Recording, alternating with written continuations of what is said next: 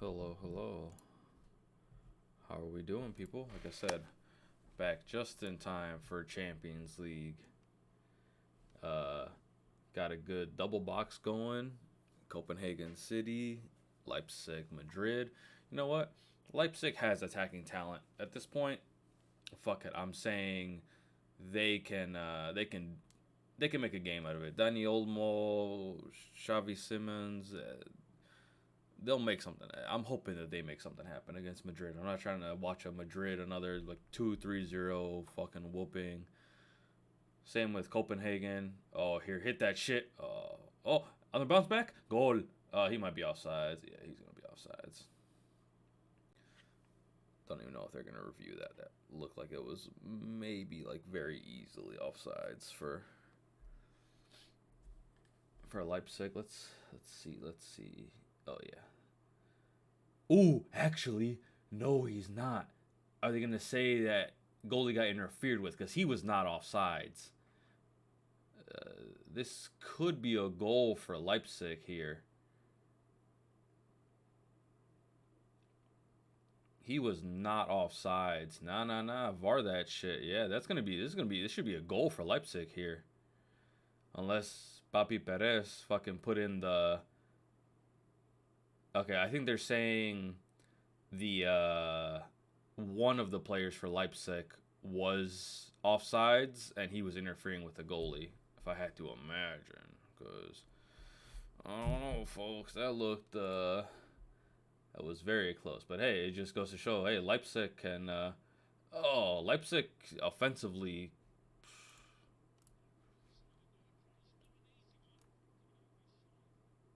I hate that they're in English. That's the worst part about this shit being on Paramount. This shit's in English. Whatever. I'm not really listening to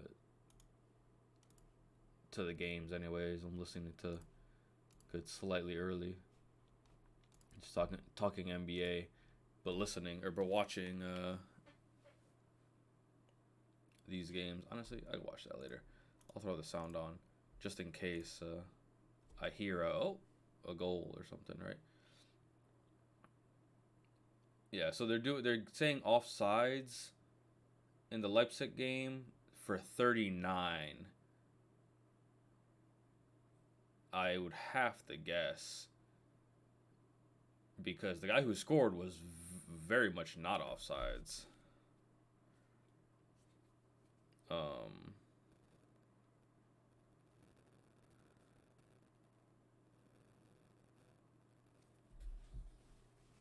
Copenhagen City, nothing of note yet. Um,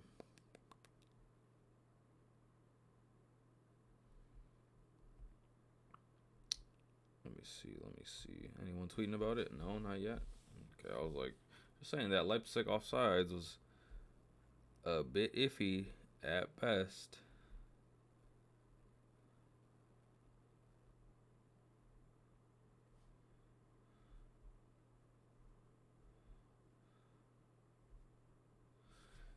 Oh well, it is what it is. Let's get into our games here. Oh, Xerxes, love, love him as a player. Obviously, a Bayern guy. Um, if I do end up, uh, getting Cho out of here, he's gonna be one of the guys for sure that I look at to bring in. But I mean, he's already 23, which is crazy. And he's what? He's only 20. I'm sure the other dude. I'm sure Xerxes is a little better, but yeah, no. This will be the backups. These are the backups for now. Oh, did they add? I was like, there was a squad update. I think he has a. This is new. He definitely didn't have a face before. I'm like, anyone else? They didn't give Quinones a face yet. Everybody's got a face on my team except Quinones, a real face too. Let me just stick his picture on there.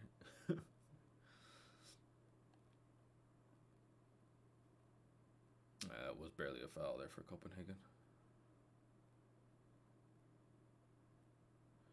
Oh, Leipzig. Dangerous. Dangerous, dangerous, dangerous play. And City are on the attack.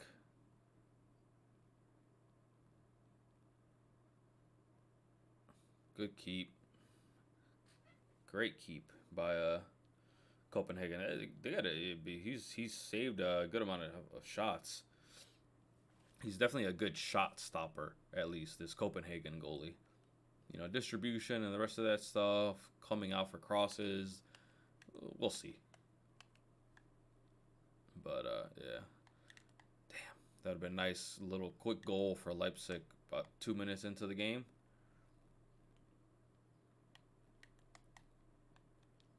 Oh, got your pocket pick there.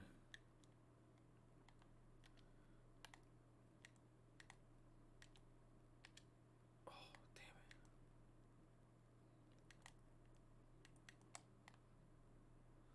Playing in the snow.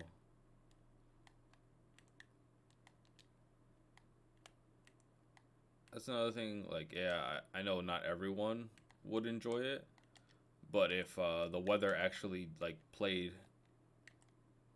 a more realistic effect on the game, you know?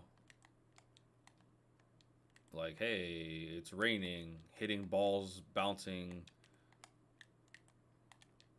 is gonna affect, you know, goalie a little bit more. But the thing is, all that's going to do is add more shitty variables to the game. Like, it's going to add variables, oof, in a bad way. Oh, man, my dudes cannot put a cross in. To save their lives, man. Oh, a solid cross. Ooh, I thought I was going to get to that.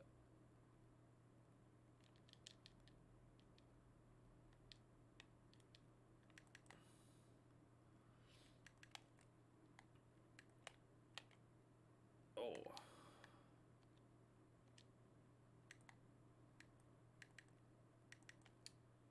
You make the run, bro.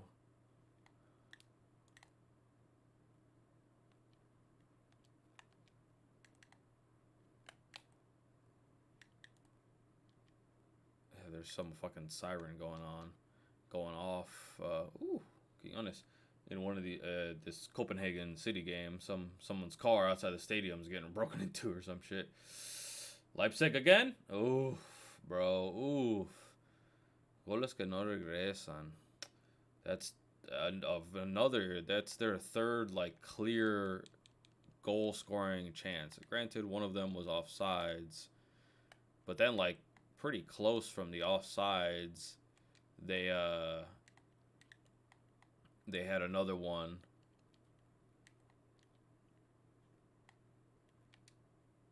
that their players fucked up in the Madrid box, if you will. Couldn't get a good shot off from a decent ball.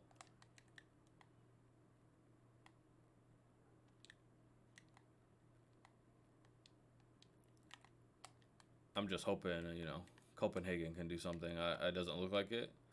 But at the end of the day, they're, you know, they're playing for the counter attack. You know, they're not.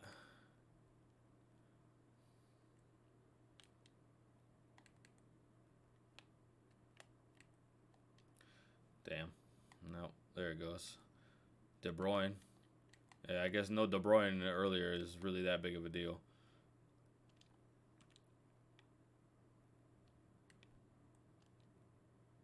Andres. 98th goal. 2 more goals for 100 for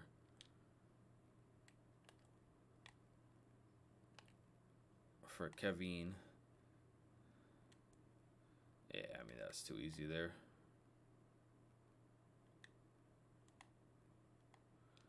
Just a very good finish by De Bruyne.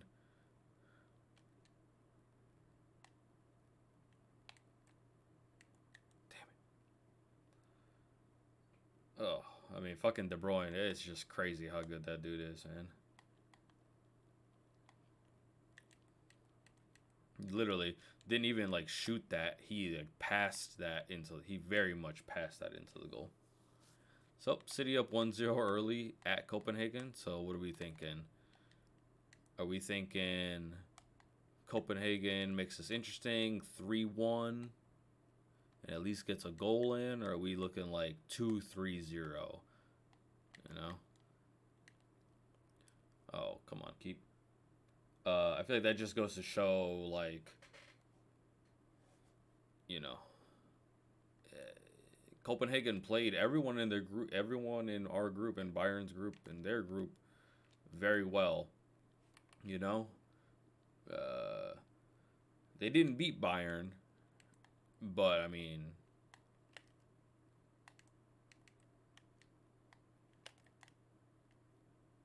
oh,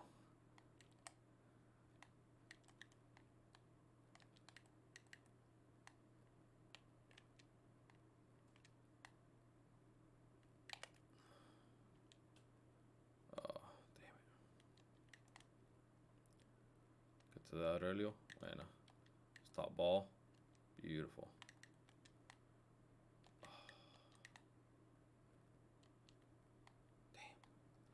I just need Leipzig to turn it around more than, or yeah, I want Leipzig to win more than anything. Like, Copenhagen was a pipe dream for them to even get a fucking result.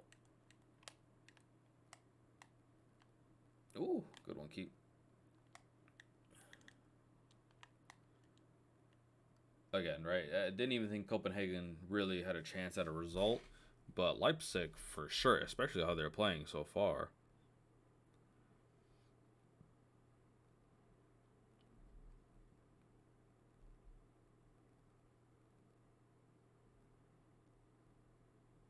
Hmm.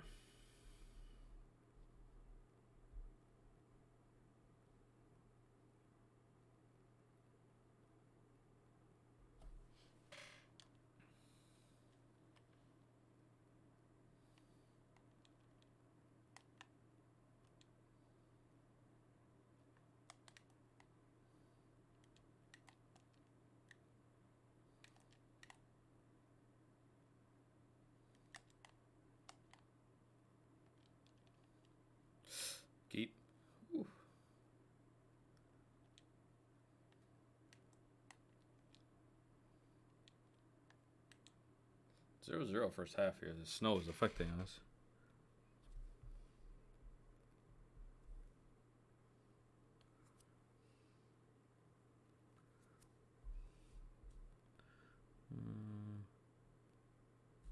How do I just? I don't want to see.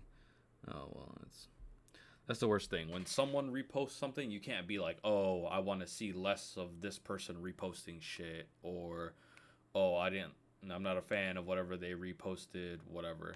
Because if it's just like a post that Twitter like suggests to you, you could just be like, "Hey, yeah, and I wasn't really fucking with that post.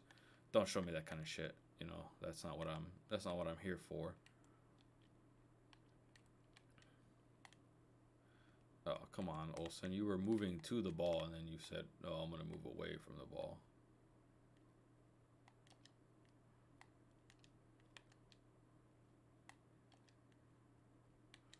Come on, Olsen. Oh, of course, this dude perfectly intercepts it. Off. Oh, what? Off me? Whatever. Whatever you say, buddy.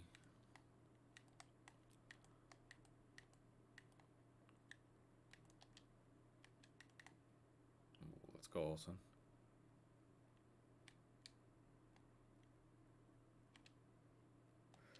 King on this.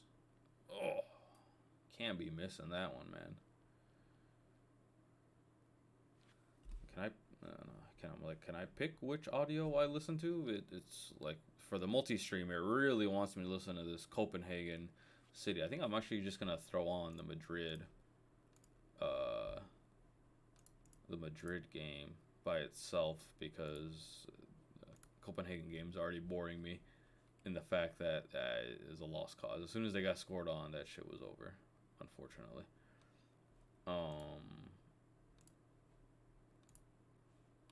Luckily, on YouTube TV,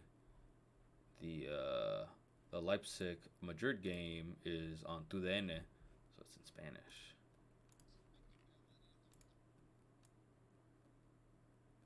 I mean, these dudes, the TUDN dudes, are the biggest dick riders for Spanish teams. Like, really, y'all gotta be doing that. Y'all gotta slurp up the colonizers that bad. Like, I get it. They play better soccer than the Mexican teams do, but still, man, have some fucking shame. You know, like these the announcers, these dudes, and granted, they're not always like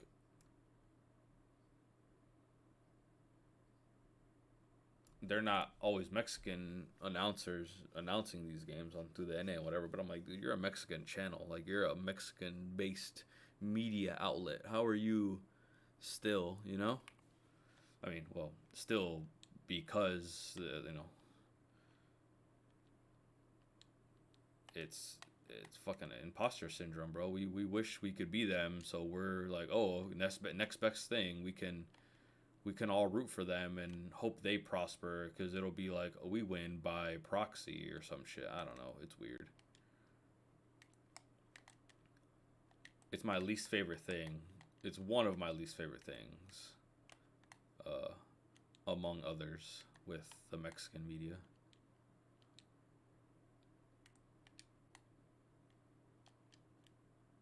Ooh. And it's funny too because on the broadcast, like whenever it's a Madrid game, I feel like they always have someone who's like a big Madrid fan. Like, Madrid can do no wrong in their eyes. And on the Barca broadcast, same thing, right? They'll have a dude who's a big ass Barca fan who, in their eyes, everyone's trying to fuck over Barcelona. Everyone's got it out. Oh, what a fucking ball here.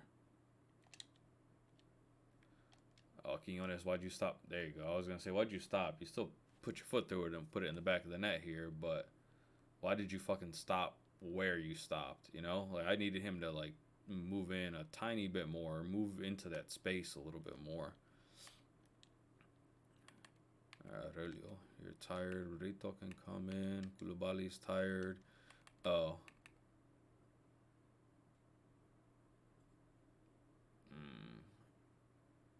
Nah. We'll go Koulibaly. I didn't realize that he was here. It should be, what's his face? I need to switch that out in, like, the actual team management. Ooh, Tony. Right at him. Let's see. You were tired. What else is new? So if I swap out you, and so him for Morley, him for Zidane, and him for Tavares. Ooh. I'm telling you, Leipzig has had chances for sure. Like, they just need to put one of these away, man. They need to put one of these away. It's going to be one of those, like, they're going to lose 1-0, 2-1, and again, they would have had a million chances to put this, to have a stranglehold on this.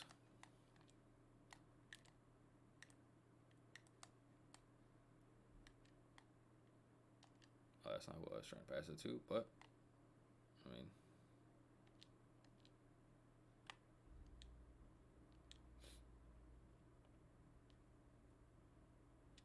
no. Oh yeah, that's the thing. These are both counter-attack teams. Leipzig and Madrid both rely heavily on. Oh,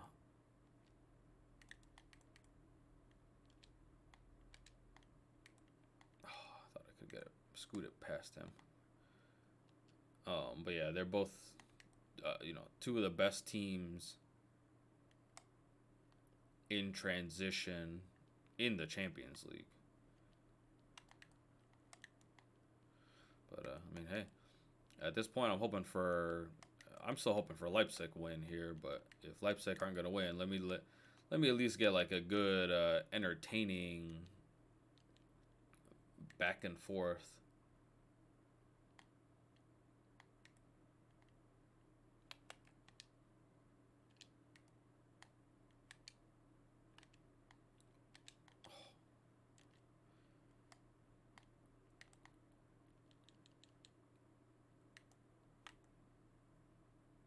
Ooh, fucking Vinny.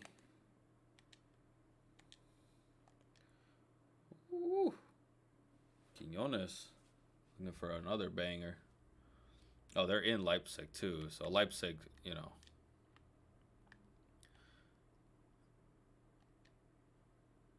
Oh, nice one, bro. Hit my own fucking dude in the head.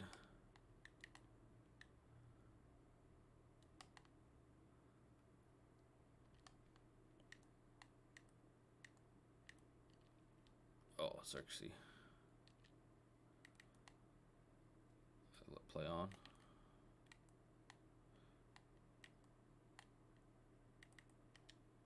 Ooh.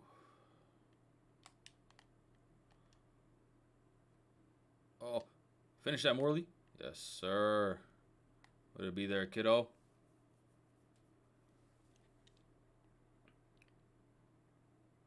Ooh. Ain't no way that goalie couldn't have got that, right? Or is he thinking, I guess it went out for a goal kick. But I was about to say, if I'm that goalie coach or just the head coach there, just a little poke there.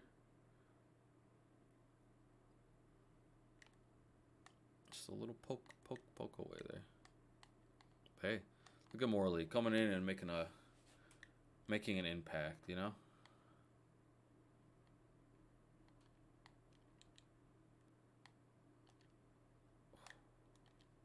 Oh. Come on. That's got to be a better ball.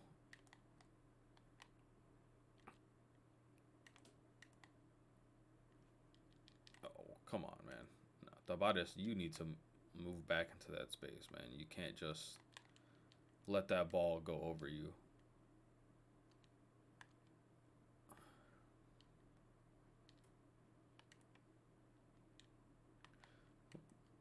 Not who I was trying to pass that to initially.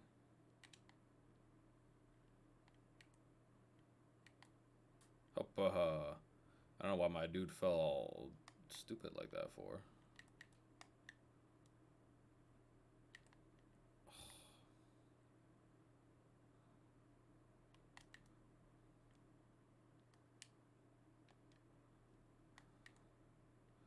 Oh, Luis Openda still. I mean, yeah, that's the thing about Leipzig, right? And it's the very unfortunate thing about Leipzig for the Bundesliga is that they don't want to compete for championships. Like, they don't. And it's why so many Bundesliga fans do not like Goodwin, do not like Leipzig. You know, like they have their fans for sure, but it's wise. Probably not actually why, but it should be. Ooh, Napoli lost to Mozza 3-2. Get shit on, pussies. I don't know if that's enough to fuck off, Rock. He could be unhappy if he wants to. Like, what the fuck? But yeah, Leipzig is not trying to win Bundesliga titles. Leipzig is trying to find the best young talent they can for cheap and flip them for a profit. You know?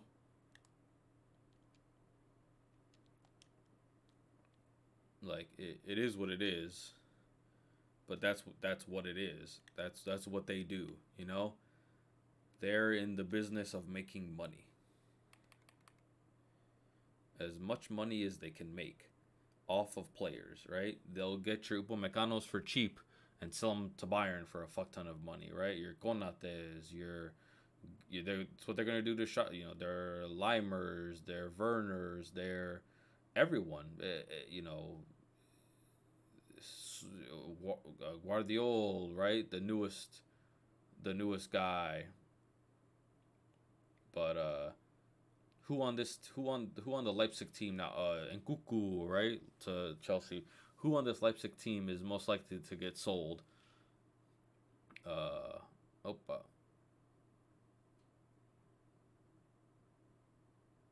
Let's see. Dani Olmo, Xavi Simmons, Openda. Like, I'd say top three candidates to. Nah, Vinny fucking flopped there. And that was a clear foul on Tony. Because, nah, Vinny's out here flopping, bro.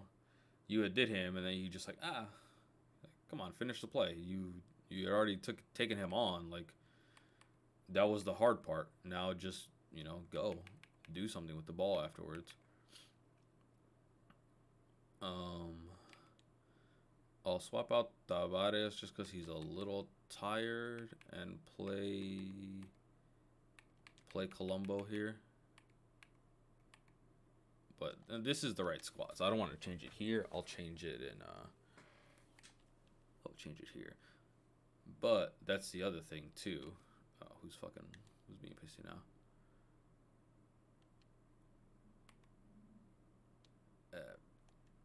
Relax, bro. You just played last game. You're a starter. Like those. I don't know why he's coming to me mad. I'm like, you're on the first team, right? You are on these. You are part of the starting 11. It's just I have to rotate squads. Like we have bigger games coming up. We have Inter at home and Roma away next week. That the first team will play both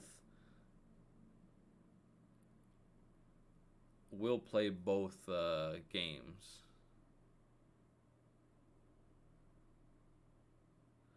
See my gun. Nope.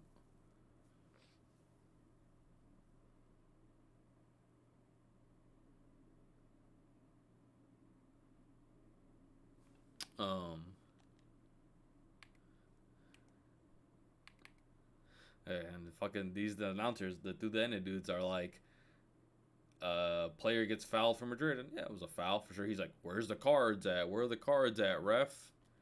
It's like, get the fuck out of here, bro. And then Carvajal goes in dirty as hell on Xavi Simmons, and the ref doesn't even fucking do shit.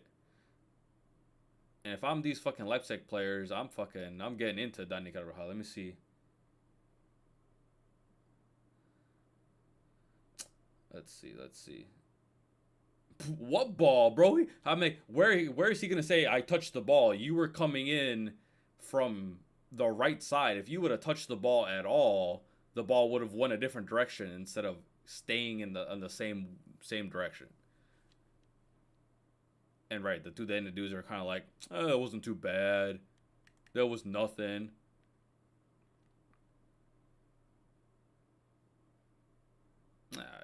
Y'all not. All right, this Leipzig. If you can gamble, I would throw money on Madrid. Leipzig weak as hell, bro.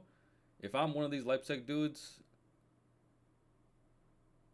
again. So on the goal, it was only a goal. It was only a not a goal because right there, 39 for half a second has his hand on the back of the goalie when they're trying to clear out lines, and it's not a foul there. Oh, look at that. In this save, whoever's the Bayern goalie appreciates the lit. Right? That's the lit? Has to be. It kind of looks like Stanisic, but... And then this on Carvajal, did they give him a yellow or what? Because that's a foul. No, they just said nothing. It's just a throw-in.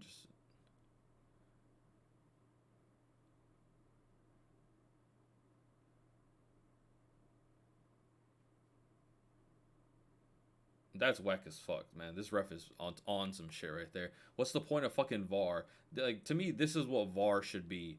It shouldn't be like stoppages like for that. That should have been something that should have got reviewed VAR wise. Like, we all saw the replay. Dani Carvajal did not touch the fucking ball when he went to tackle Xavi Simmons. Whoever played him that ball, it wasn't a good ball, or he wasn't ready for it. And and Carvajal, took out Simmons, not touching the ball at all. That's a clear yellow card, foul for Leipzig. But instead, the ref is just kind of like, I didn't really see anything, or from my angle, even though, what the fuck is VAR for? Video assistant referees should be there to assist the referees, assist them in making correct calls.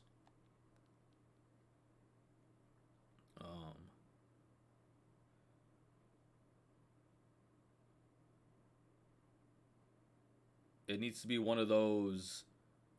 Um, it's there to help the ref in instances that the ref, didn't see something, or he missed it. It's like that's what the VAR should be for. The VAR should be there to damn, Chidani. You want to play like a fucking superstar against Bayern, but then against anyone else, nothing. Holy fucking shit, bro.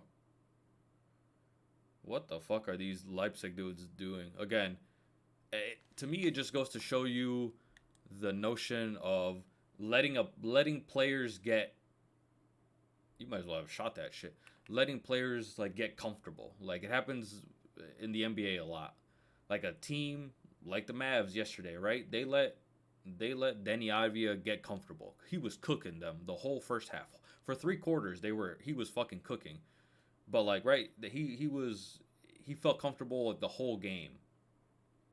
So when you feel comfortable the whole game, you just play with more confidence, right?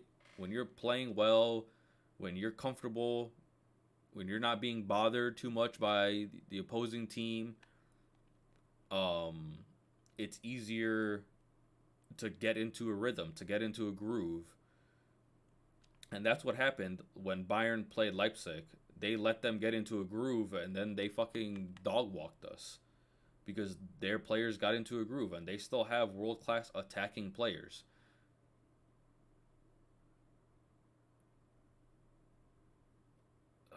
And now these dudes can't fucking, because again, Madrid's not making it comfortable for them. They fucking, these Leipzig players like seem like they've never fucking touched the ball before sometimes. Like some just dog shit ass touches and passes and decisions in general. No, we're getting the backups in for this game. Actually, I think I'm gonna keep Tavares in. Not even for a cam, but a mid. So I 2 center mids and Bro as a winger. I think at the end of the day, I'm gonna be swapping out like these 4 dudes and then one of these 3 guys. But yeah, man, Leipzig should be up. The fuck? I don't remember ordering anything on Amazon. I'm sure my wife ordered some stuff. Yeah.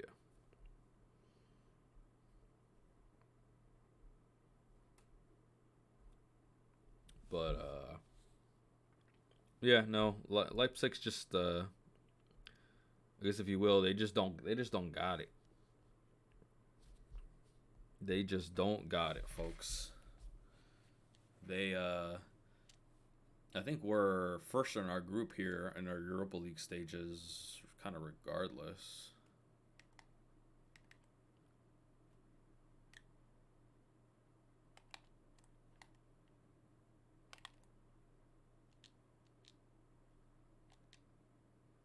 But it again, couple blocks.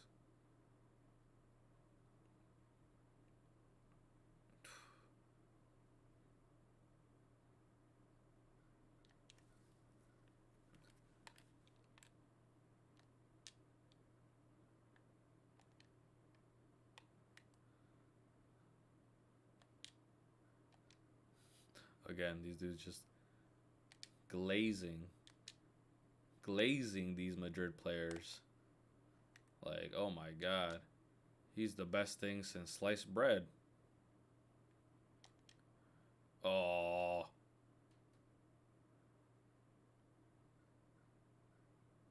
Ooh, look at that, my boy. top scorers in the Europa League. I forgot cities in the Europa League.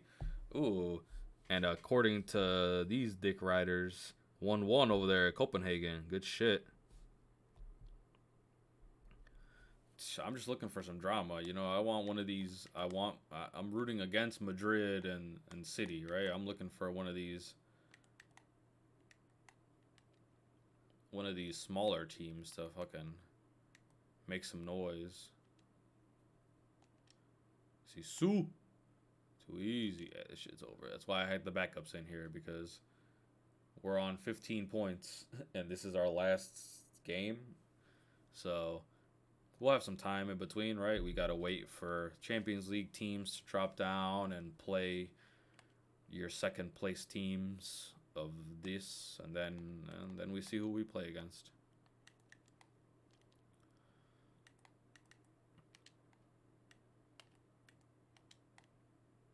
I wonder how that works. I don't know the complete stipulations, like all the multifaceted, like, you can only play against these teams or against these teams.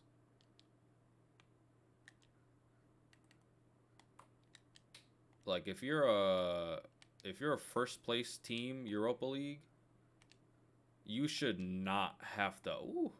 You should automatically, like, guaranteed not have to play a third place Champions League team. And that might be difficult because, I mean, fuck around, like, all the second place Europa League teams might lose to the Champions League teams.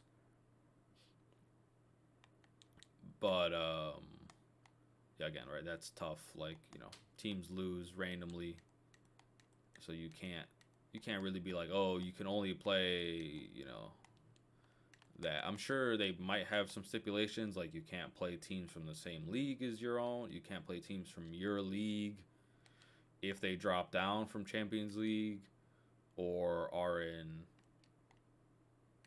second place of a different group.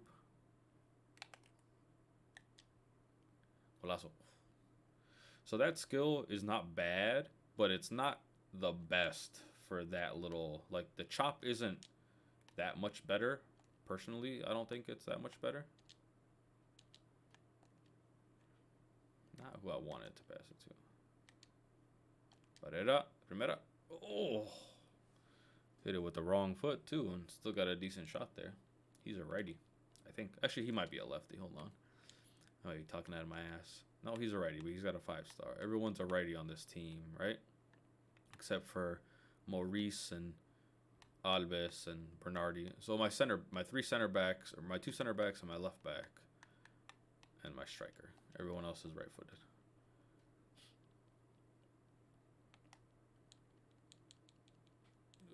There you go, Maurice. There you go. We're just. I don't know why George moves so far to the outside. Damn it! Should have held that. Oh shit! What the fuck was that, bro? What are you doing, Alves?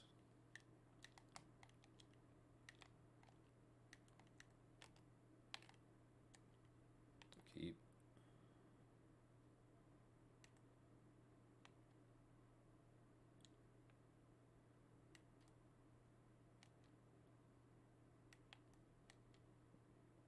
Damn, no Bellingham for this game?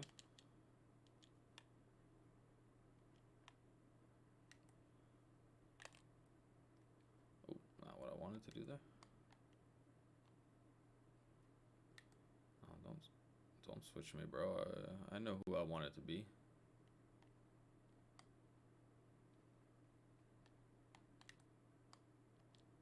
Ooh. Nice one, keep. He's so good, man. There's a reason I spent my first real money on him.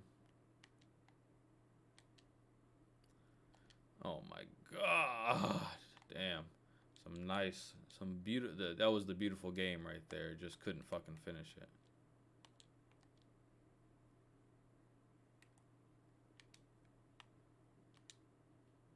Chilena. Ah, bro, come on.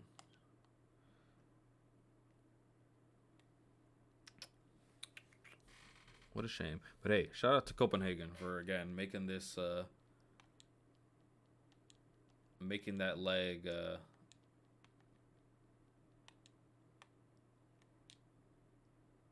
what the fuck was that? Now it's a good cross to the penalty spot, but goal. Oh.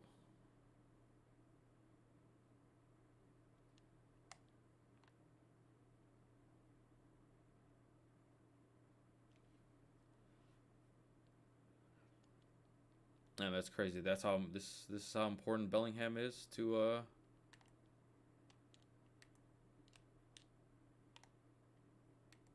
Madrid. No Bellingham, and they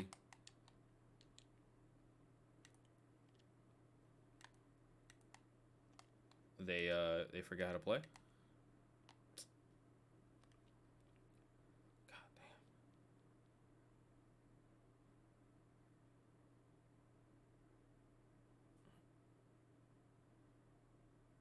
Ooh, Chouameni, so good. Again, that's one of the reasons I wanted Bayern or Arsenal, right? The two teams I support, to go for it, to pursue him, because he is that good of a fucking player.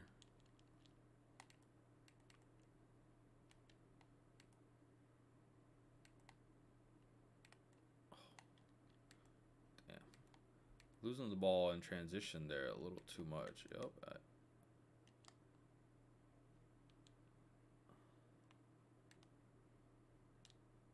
Oh. My boy can fucking throw it farther than he can kick it. There we go. They can play outside. Contain. Ooh, beautiful. Beautiful. Oh, damn it. Oh, I was about to say, Corona, we're gone.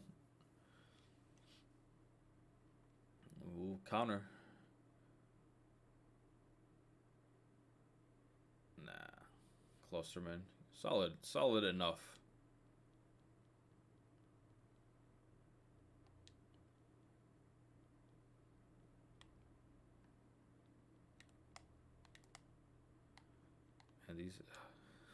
And this is why I usually don't even have the sound on with the announcers, man. They be, especially for Madrid and Barca games, I try not to have the sound on because, like I said, on TUDN, Univision, anything, these dudes are just fucking. It's like they get paid extra if they fucking slurp these dudes up. Come on, Openda. Oh, it wasn't the worst ball.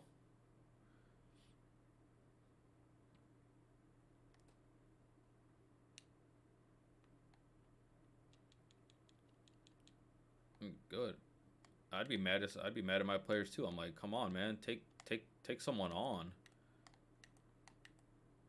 Oh, Openda's hurt.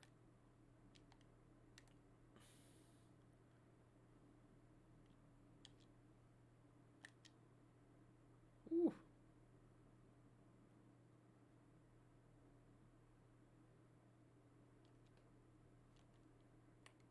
Damn. Fuck, this dude's still laying down. He can play a little bit longer, right? Yeah, 51st minute, he could play a tiny bit more.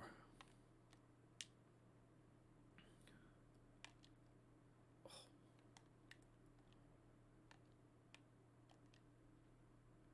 Oh, God damn.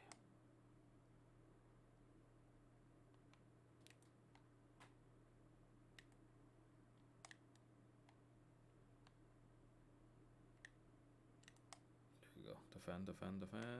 Good job. Oh. Keep. Offsides. Nice. Alright, Zidane, come out. Tavares can come in. Who else needs a sub? Nobody actually. Okay.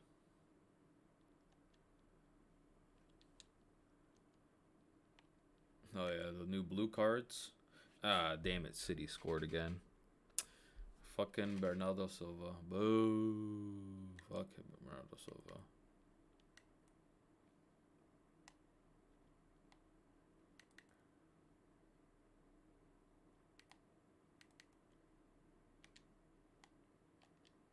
Bradley.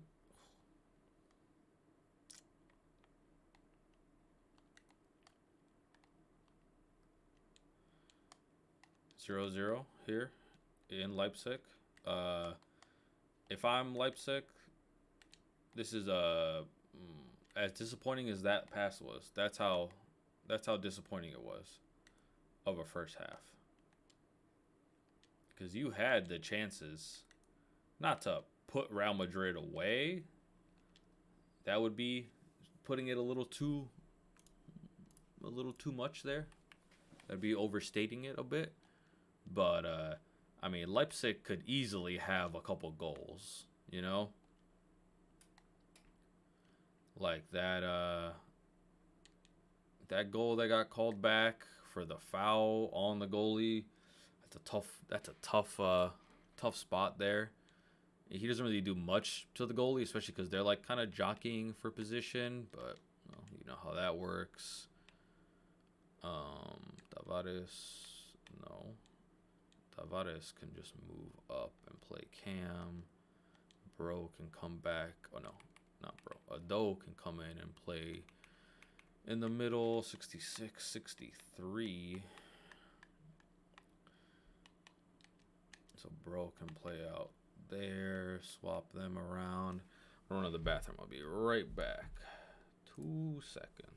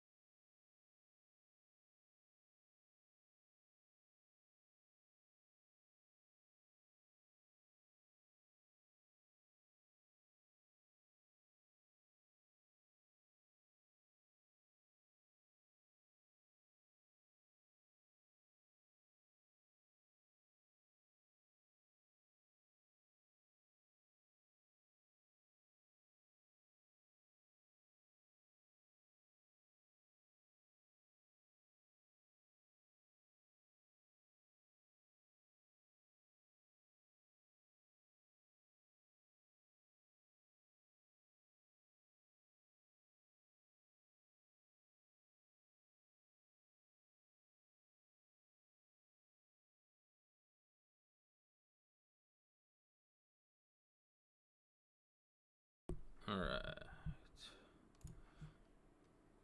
We are back. Oh, I realized I was never looking at my stream to make sure it looked fine. And so I could clip things if I needed to. This game still got some time left before it comes back to half. Yeah, okay, we've made our subs here. Again, as long as we don't get fucking 2 scored on us and lose, and even if we do, again, I'm pretty sure we're locked into the first spot here.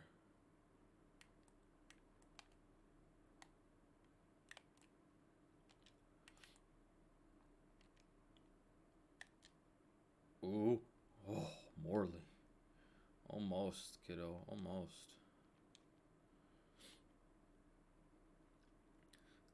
Just saw while I was in the bathroom that the Copenhagen goal. That guy that scored it, he's only been with the team for 10 fucking days. Like, he signed with the team 10 days ago. That's pretty fucking wild. Even if they don't score another goal in this leg, which, oh, there you go, Morley, put him away. Which I don't think they will. I mean, I hope they do. I hope they score a few more goals, but something tells me they probably won't be scoring many more goals, Copenhagen, in the rest of this half and the whole other game against City. But I mean, it is what it is, right? Like, what are you gonna do?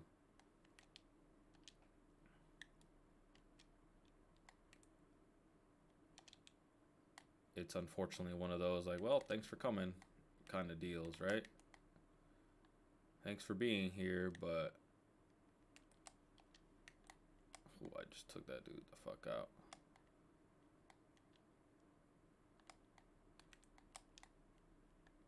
Maybe I should have went with the foul there.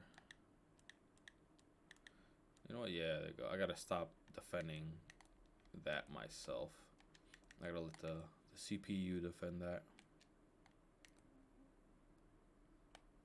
Man, I hate it. It's finally starting to get warm again regularly. There's fucking mosquitoes and flies and shit. It's February 13th. I'm not used to this.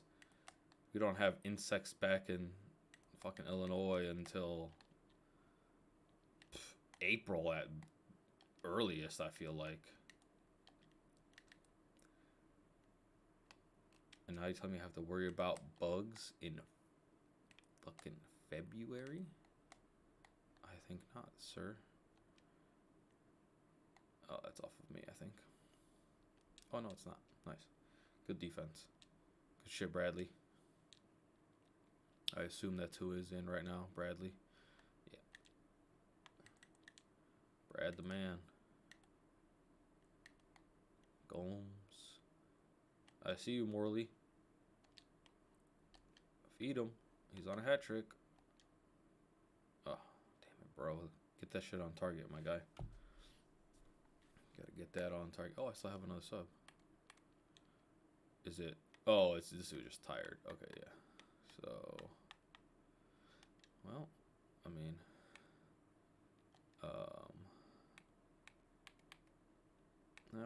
we'll let Maurice play. We'll oh, hell yeah, hell yeah. 2 seconds. FIFA just decided it wanted to crap out on me. I feel like that's happened a couple times recently.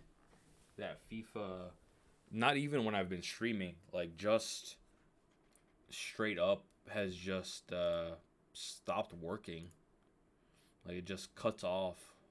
It'll just randomly stop, which is so weird and very annoying. Well, I mean, only one thing to do.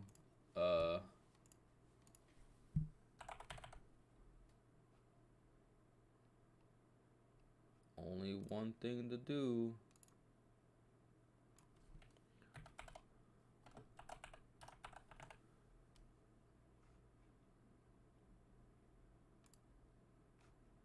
Yes, sir. Yes, sir. You know what time it is? It's that time. It's a little dynasty, a little NCAA dynasty time. Luka Modric still on the bench. And my boy Danny Ceballos. Good for him.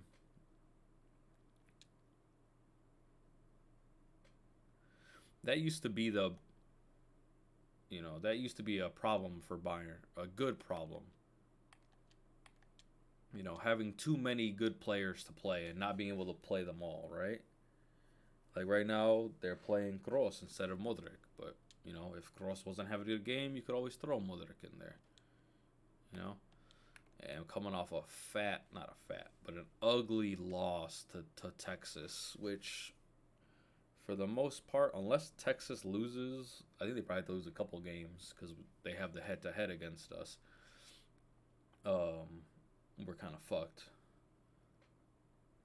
I mean, we shouldn't move down too much from 9. We lose to the best, quote unquote, team in the country. It was just a very, very sloppy game from yours truly.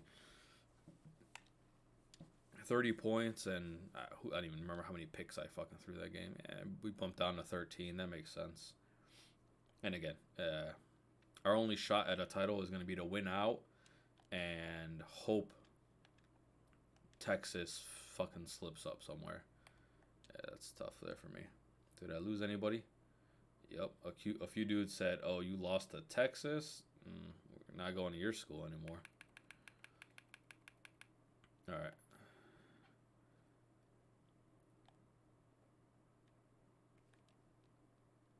The earliest I can get guys coming here is week 8. Yeah, you're already coming here. Because again, to me, it's like the sooner you get people coming here, the better.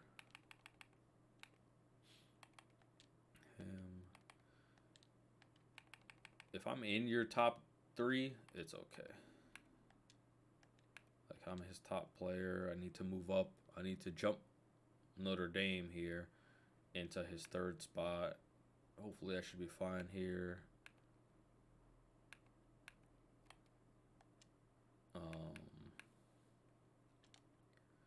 What positions do I need the most is the thing.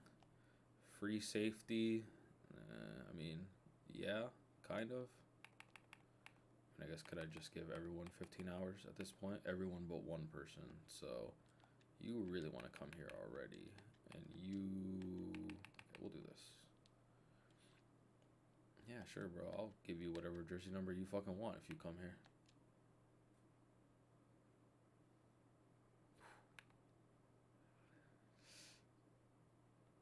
Oh, he's not happy about the loss? I'm not happy about the. So I'm not going to win the Big 12 title. I should finish inside the top 10. And I don't know about a bowl. I mean, probably if Texas keeps winning, by default, I'll be the next best team. You know what I mean? Because of these teams, look, I still play Nebraska. I still play Notre Dame. I still play A&M. I already beat Ohio State. Already beat Virginia Tech, I think. I think I play Oklahoma State, too. So I still play, a few teams. A few of these top teams here. From what? At OU, he had a fumble recovery, right? That's all he did during our game. He had a fumble recovery. This dude went 19 for 27 for 213 and 3 touchdowns. Honestly, don't know why he went down. Like, I get he didn't not a ton of yards, but clean game. Three touchdowns and a win against your biggest rival. Golazo. Fuck me, man. Fucking goal for Madrid. Fucking Brahimi. I mean, can't even say shit. That was a good goal. It was a good goal. You just hate to see it from Madrid, Takes it all the way in from the wing. 1, 2, two players can't get the ball off him. The third guy never commits. Yeah, he gets fouled there, but he doesn't go down. Takes Xavi Simons on, who's not gonna do anything. That's the guy that, I mean, I guess he's like right there at the edge of the box. You don't want to give a free kick there, but I mean, you basically gave him, right? Who was that number? Whoever the defensive mid for Leipzig is, just put in a dog shit ass tackle attempt there. Damn. Fucking Brahim Diaz. I'll make sure you guys aren't wearing. That's fine. It's different enough, I suppose. Tough loss though, man. This has got to be a big bounce back win. I know we're not playing at home or anything. And again, that's where first half, right? Leipzig had chances, man. It should have been up at least 1-0, if not more, in this first half. And, well, it's going to come back to bite them in the ass because now they're down 1-0 to Madrid. They're going to have to go attack. I know away goals aren't a thing anymore, so, like, it doesn't matter that, you know, they gave up a goal at home. It just matters that they gave up a goal.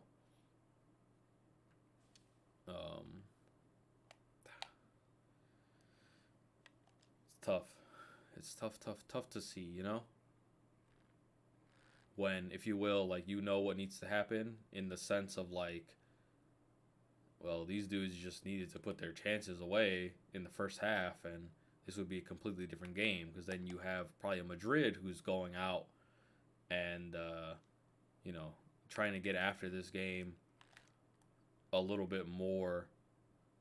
And maybe you have, oh, Danny. Oh, fuck you, Danny. Fuck you, bro. Again, just these fucking Leipzig dudes against Bayern, these dudes can't miss. Everything's and this was a great ball here. And then Danny just takes an awful shot. One of those, like, the ball went a little too far ahead of him. Like, he was, like, leaned back, so the ball went really high in the air. Which, I mean, that is what it is. Like, there you go, Tyree. But another clear goal-scoring chance that they just get a corner kick. That ball's bouncing around. They still have the ball, but, you know, it's just it's a tough look, to say the least.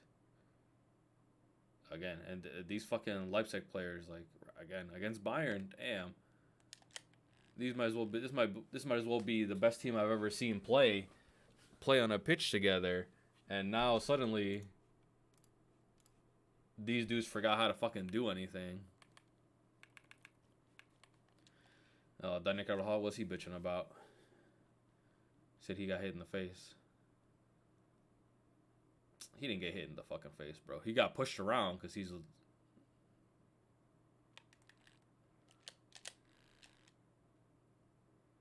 Yeah, and the announcer's like, oh my god. That's got to be a fucking card. What happened to Danny's earlier? Good. To me, that's fine. If they go back and, like, look at this through VAR and give that Leipzig player a yellow, that shit is fucking sus, to say the least. It's like, how did Danny not get a yellow for his challenge on Simmons earlier? You know what I mean? I'm not saying that they will, but if they do, they did. Holy, like, I fucking called it. They went back and said, oh, we're going to give Simakan a fucking yellow, and he's going to miss the next match now. While, again, Carvajal, for that fucking nasty challenge on Simmons earlier, they didn't go back and look at it. They just said, oh, that's fine. Whatever. It happened.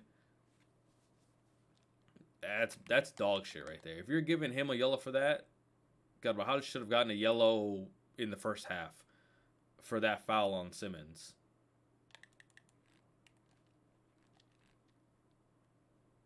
You know?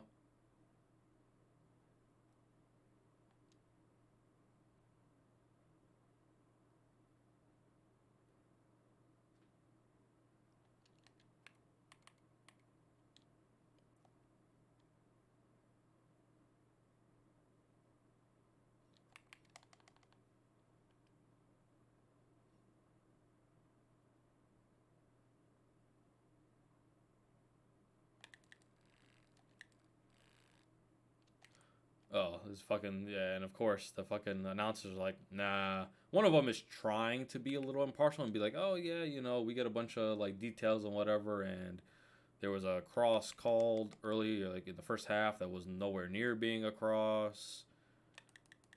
And of course, one of the dudes is like, nah, the ref's doing a great job. Ref's doing a great job, guys. Yeah, he hasn't messed up. And again, like to me, that's whatever. Refs are gonna mess up. These are just people. They only have one set of eyes. You know, you have line judges and all that.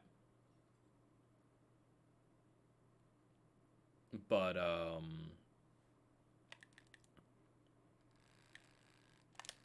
nice one. There you go, Jonesy. Yeah, gotta be careful. This dude's gonna try to run a bit. But again, to me, that should be the whole point of VAR. Like they need to be looking at shit in real time and be telling the ref, "Hey, no, that's not a corner kick." You know, oh hey, that should be a yellow for Carvajal. He didn't, he didn't touch the ball at all. That was like he did not touch the ball at all when he fouled Simmons there. That should be a yellow. And like maybe and the refs won't want that, right? Cuz it takes power away from them. It doesn't make them the ultimate like final decision maker. And like VAR already has taken some of that by its nature, right? By reviewing shit at all. But no, going for it on fourth down. I like it.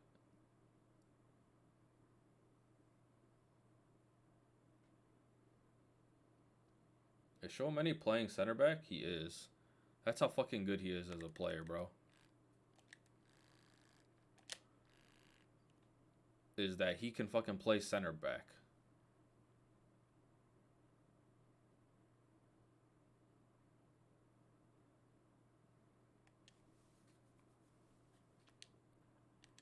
I know we're not at home, but gotta see what this running game is gonna look like. Damn, they wasted that much time off the clock? Jesus. Relax, Kansas. You're not even that good of a team. You're not at my level. Oh my god, what is... Yeah. Like I said, as soon as Carvajal fucking punked Xavi Simmons and no one else from this Leipzig team like even tried to stand up for him, you can just tell. Like it's just one of those things. Like I don't enjoy Dani Carvajal as a player, but I mean, he's one of those players that like every team you kind of need. Like, is he the?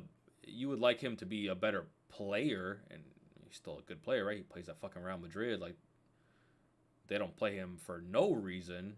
Like, he has no skill, but his biggest attributes are being like not a Pat Bev, but like kind of, right? Like being like someone who's there to you know, kind of stir some shit up with the other team, you know?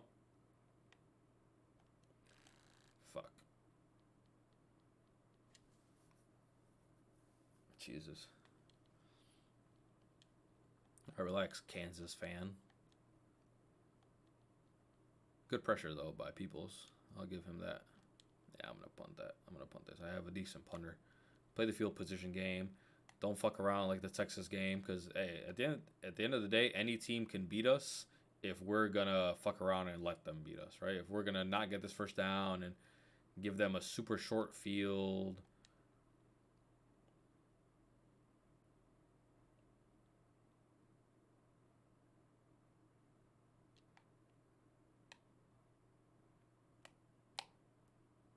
Boom. Booming punt. There you go. Look at that field position. Oh, great. Backup fullback. No, he's a lineman for sure. Hopefully a backup lineman. Cannot afford to be losing linemen.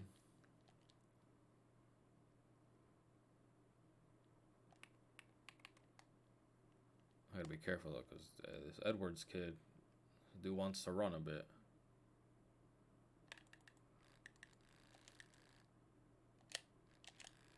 Yeah, see? I gotta put a spy on him and a contain, because he's just gonna, as soon as that first read isn't there, he's gone. He's tucking and going. And I don't blame him, per se, right? Like, get out while you can.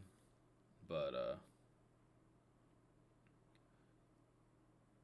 just another way to play, right? Just gotta be careful. 3 weeks out for Joe. I'm gonna go look, and I'm gonna hope he's not Ooh, here you go, Bush.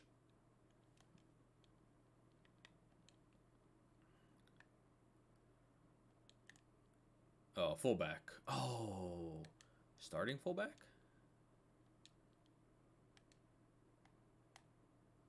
Backup fullback. Because, yeah, Carroll.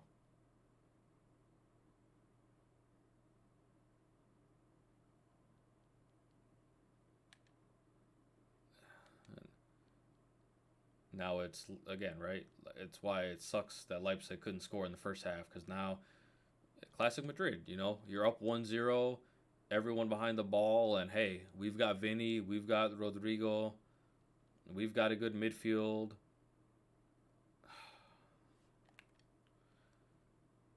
Okay, Kamavinga, long ball. Okay, good job by Leipzig of sniffing that out early on. But again, this fuck this Leipzig team, man. Ooh, that was about to be a real good ball by Xavi. Oh.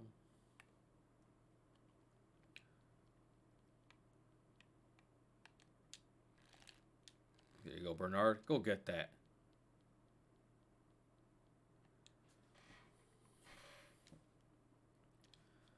Who said I can't just go quick here?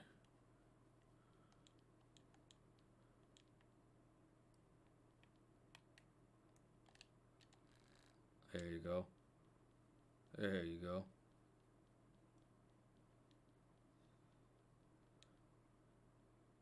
I was gonna say, what's up with Madrid wanting Davies so bad? Like, is Mendy not like that, or do they just think Davies is that much better than Mendy? Because I mean, hey, look, as a Bayern player, as a Bayern fan, like, I love Davies. I think he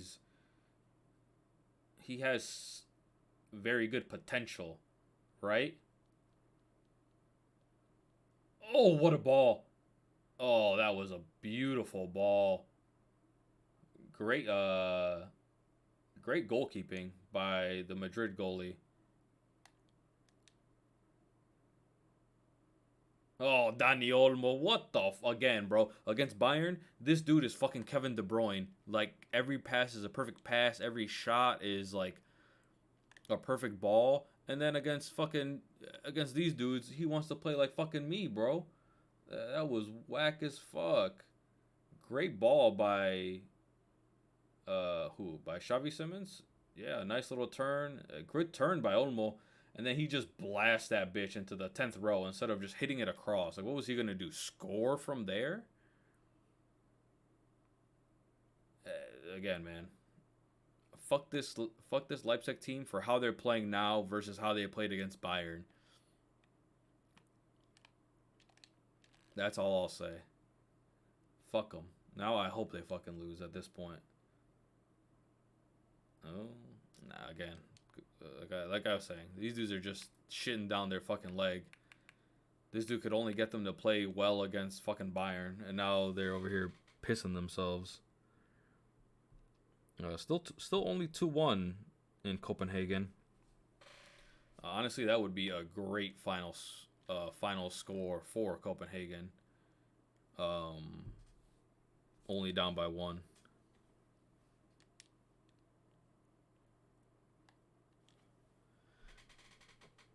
And no subs for Leipzig. They're just like, yeah, I guess we'll just go with our guys.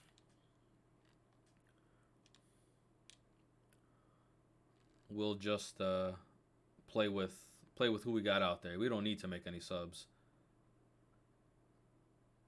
Oh, here comes another goal for Madrid. This is a goal. Vinny's. This has got to be a goal here. Oh, Rodrigo. Good defending by, who was it? Klosterman, maybe? Somebody. Oh, there's just an awful touch there by whoever number 4 is on Leipzig.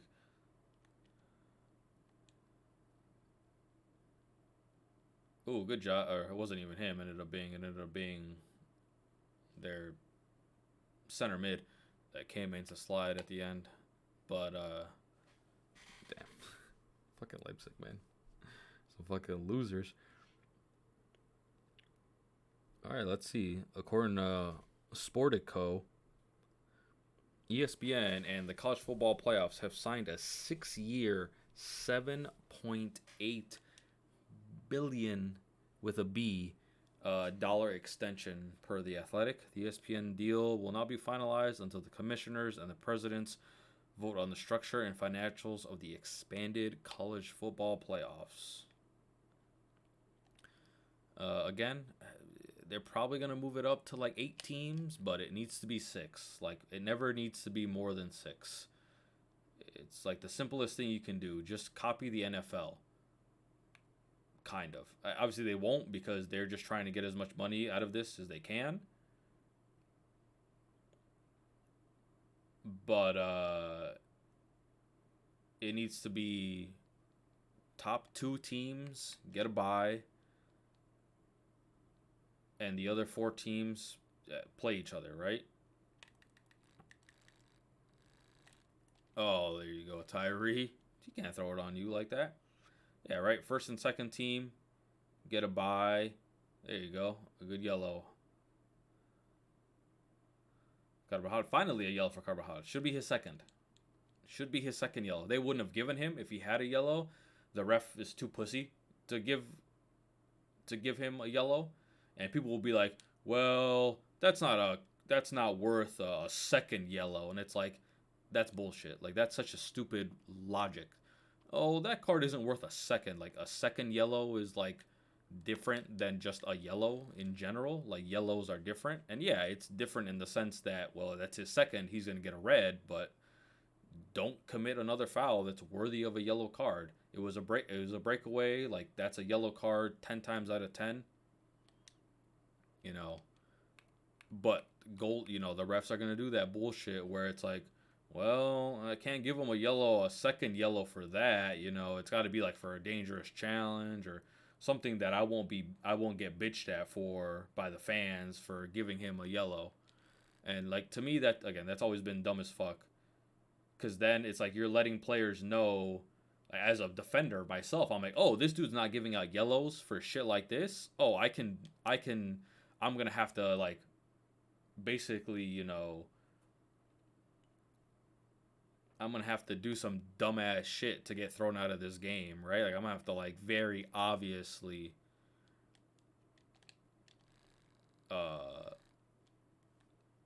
foul, very obviously do a yellow card worthy challenge, I guess, to get kicked out of this game. If he's not giving yellows for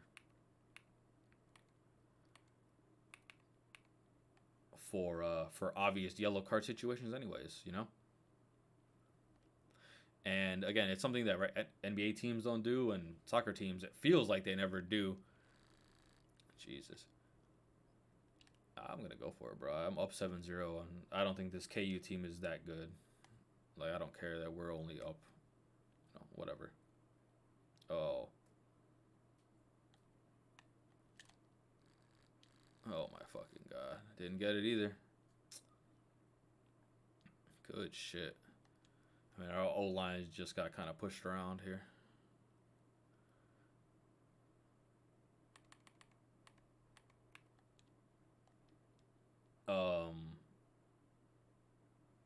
But yeah, no, if I'm Leipzig, if I'm the coach, I'm like, hey, we're going after Carvajal the rest of this half. Minimum the rest of this half. We're going after Carvajal the rest of this game. Overload on his side. That actually wasn't a foul. That time he actually touched the ball.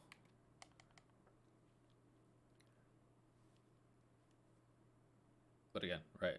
Like if I'm Leipzig coach, it's something that like is ingrained. Ooh, Feyenoord Roma on the 15th. Shout out to are they gonna snap the ball before the half? Probably not. Or they will have to snap it once. Come on, Roma. I mean, hoping my boy Santi does well, but not too well. Need my boy Daniel De Rossi to get a good dub for Roma. Oh, damn, if I had a pick there, could have had a chance to one at the end zone.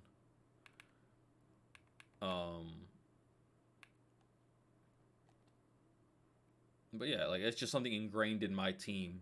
If I'm a basketball coach or you know, any sport that cumulative fouls and shit can actually affect the team. Oh God, no, not Todd, not the knee. God damn. But that can affect the game, right? Like players getting red cards or players playing differently off of from having yellow cards, whatever it is. You have to take that into consideration here. All right, thank God he's only out for the game. So who's in for Outlaw here?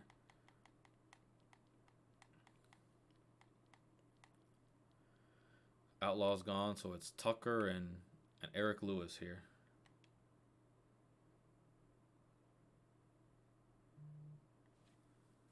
But yeah, no. I mean, it's just technically a smart thing to do, right? Carvajal is on a yellow. My attacks need to be going down his flank, especially as a fullback that he is, right? Someone who, in theory, it's a lot easier to get into one-on-one situations. Oh my God, pass the ball to Xavi Simons. He's right fucking there, bro. Y'all not fuck with this dude or what? Because that was the easiest. Just pass that to Xavi Simons and let him shoot a curler like Brahimi, but from the other side. And now you're getting countered. Here comes Vinny. Goal. Oh, no. Off the post. Good defending by Leipzig here. Wow. That was going to be a good-ass goal from Vinny. Like, just a smart kind of poked it right across the goalie, but hit off the post. And then Brahimi couldn't. Fuck off, Dani Olmo. Don't put your hands up for the ball where you're not going to do shit with it anyways. You're going to fucking do some dumbass shit. I wouldn't be passing the ball to that motherfucker. Someone, like, how about someone go to the ball instead of, like, hiding behind the defenders waiting for Xavi Simons to do something? It's, to me, it's bad coaching. If your players, I mean, I get it's 70th minute, long game against Madrid, right? A team that likes to run, that has guys that are fucking rapid. But back to the coaching. This dude hasn't made any subs. Maybe a halftime sub, if that.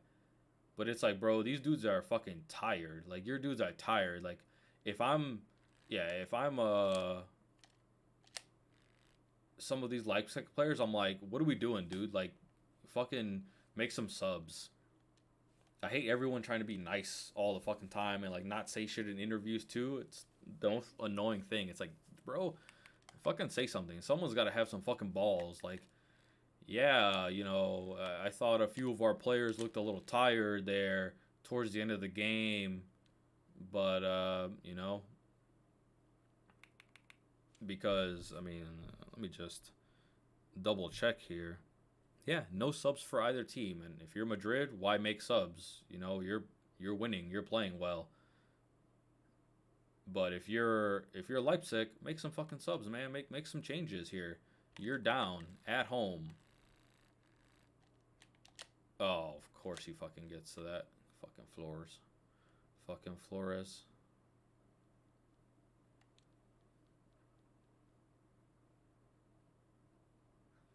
So we got like 15, 20 minutes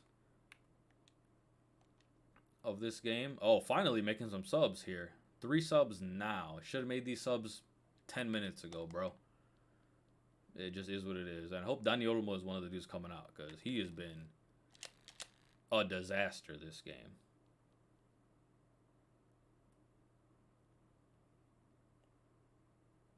A disaster. Who are they pulling in? Nah,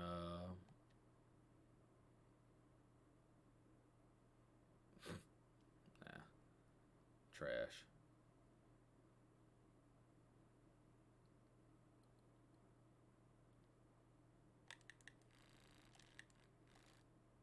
Oh, ooh, damn.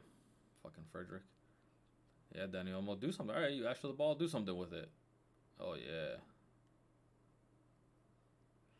Thank you. Come on, ref.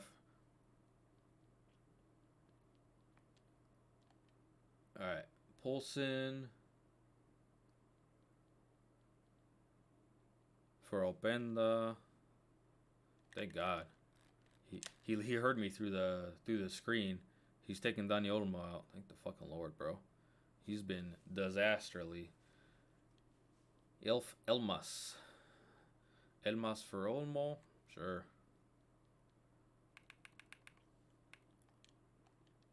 And Haidara for Hendricks. Hey, he's kind of going for it here. Again, think this should happen 5-10 minutes ago.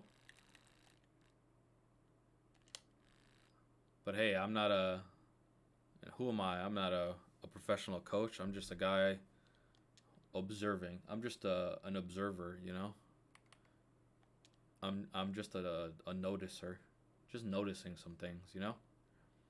And it's not like these dudes don't notice, right? Like they have guys on the bench now, like basically all of these European teams do. Leipzig is kind of like very much known as being like more analytically involved team, if you will, if you want to call them that. But yeah, you got a guy with a fucking screen, like an iPad, like basically showing all the shit at halftime. Like you basically need to have someone just watching the game through a screen so they can have a get that shit out of here. Here you go, Tyree. Nah. I don't get a fucking penalty though. I'm not trying to move back half the distance to the goal here. Yellow for who? To Poulsen. He just got in the game. What'd he do?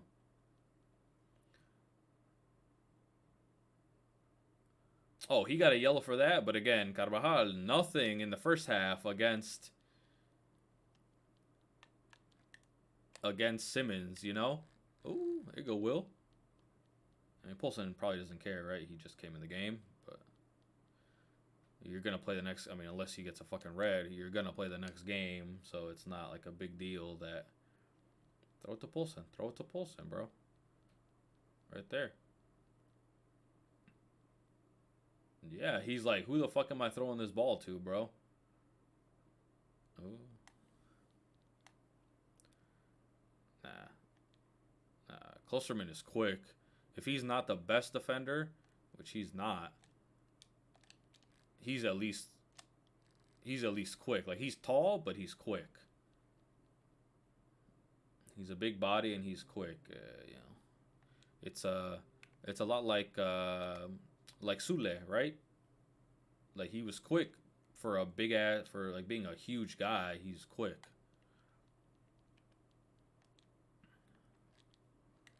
Oof. Maybe I should have just jump cut to the outside and hope I could have taken that edge player on, or maybe that edge player commits a little bit more. Still 2-1 over there in Copenhagen, between City and Copenhagen. Only one shot on target for Copenhagen, but it's a goal, so.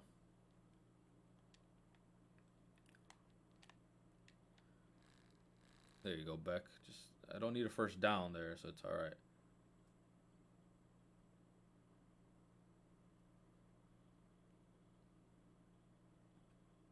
No one there, bro. No one there. That's the thing. As a wide player, you need to, like, if you're Rom, he's putting in a cross here, but he's looking down at the ball. It's like, bro, how about you look to see who you're gonna be passing it to?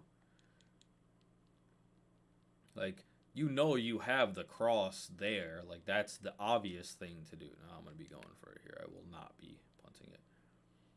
Um, versus look, just pick your head up. Pick your head up for a second. You pick your head up for a second, and you see that there's no one. There's no one there. All the guys that you had seen a couple steps before you started sprinting. There you go, Williams. I was like, you need to start dragging dudes forward, bro.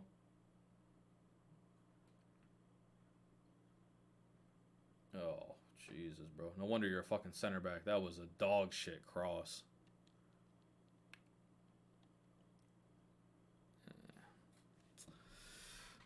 Let's see. I'm calling a 2-0 Madrid here. Leipzig has been attacking. Honestly, most of Madrid's players, like their attacking players, aren't really dropping too much. They're not making too much of an effort. They're not having to make too much of an effort, which is, I say that in a good way. I haven't seen Vinny or Brahimi like now they're in their own half, but for the most part have been kind of hanging out, waiting for a counterattack. You know what I mean? Ball just a little bit outside, a little bit up and out. But hey, I got pressured. You know, it is what it is. Because Leipzig is gonna have chances. They golazo. Oof. Woo. Hey, give it to the Madrid keep. He's he's been balling out. It's been a good game for him so far. That would have been nice from Xavi Simmons. There you go. That's what we don't have in the beautiful game anymore. My boy flicked it over one guy, took an extra juggle. Oh, fucking Brahim. An extra dribble, an extra touch.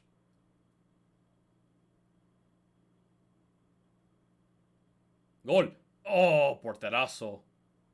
And then these dudes are fucking, the Madrid dudes are like, what the fuck? It's like, bro, he gave himself up. Like, he must, you don't just stop playing, bro. That's not how that shit works. You're not calling your own fouls. That should have been a fucking goal. That should have been a fucking goal. I mean, he pulled a hamstring. He pulled something in his knee, actually. Not even a hamstring. He's like grabbing like the back of his knee, his calf, which sucks for sure. This is a Champions League, you know, fucking knockouts. I mean, a little touch, sure.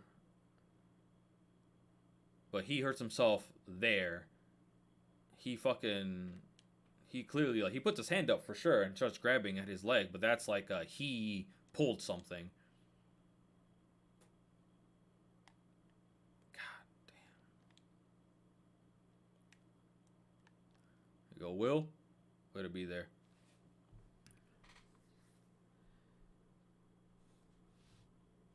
Who give, bro? Again, this is fucking Champions League. I'm telling Nacho, fuck off, bro. I'm telling him, go fuck off. Go suck a dick.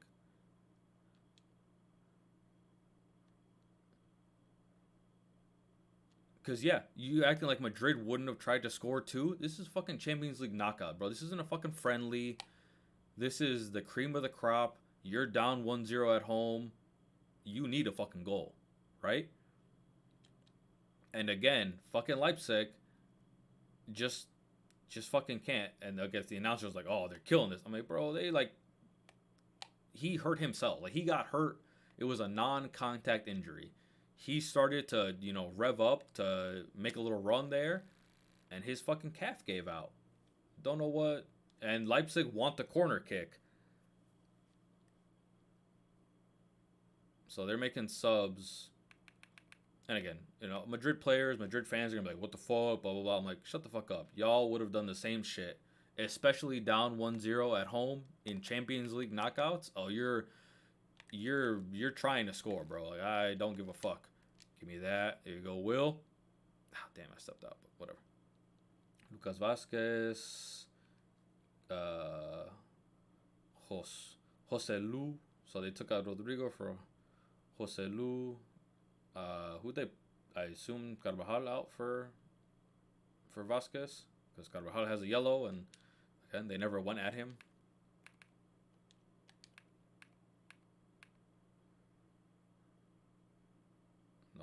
Golazo! Oh my god. Damn. Maybe that's why. I mean, this dude has been. This Madrid goalie has been, as they say in hockey, standing on his head, bro. That was gonna be a banger of a fucking goal. I mean, it went kind of right towards him, but still, that's a tough one to see over a bunch of people. So good strong hands there by ooh, yellow for Vinny because he won't. And I'm like, look, he's still fucking there, bro. He said the white line's over there, and now fucking Madrid, the Madrid players want to get all fucking mad with the ref and be like, oh. And look, Vinny is still there, bro. Just play it, Leipzig. Play it while he's there, and he'll get another fucking. He'll get, but because he knows, right? Ref's not gonna give him another yellow. He'll give him the yellow. Oh damn! Tchouaméni just got kicked in the fucking face. That's got to be a yellow for dangerous play. Yeah.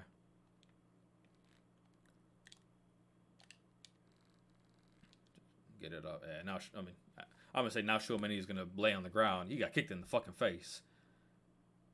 Even if he just got scraped, like, that shit hurts, dog.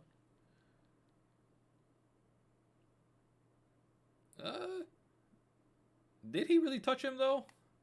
I don't know. I'd have to see another angle of that, because I'm not 100% sure that he even touches Tchouaméni. You could still give him the yellow for the dangerous play, sure, but I don't know that he touches it. Again, if I'm Raum here, I'm putting this ball down and I'm kicking the shit out of Vinny.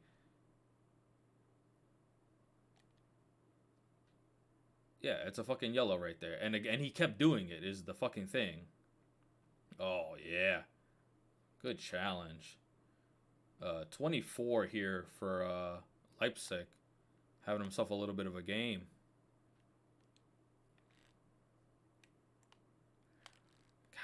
I fucking, that ball to the running back, it's there, it's wide open. It's just always such a slow ball.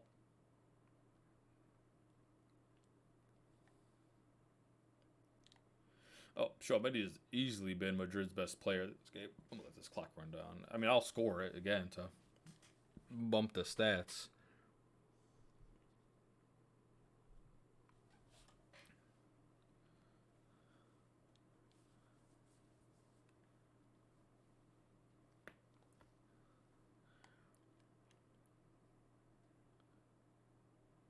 Letting the time go down.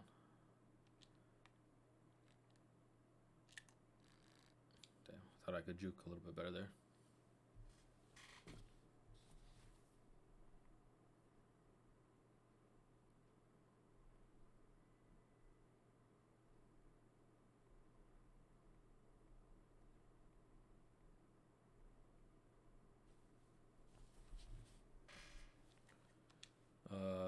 Okay, I have to hike this ball one more time. All right, sweet. Let me get myself another goal here.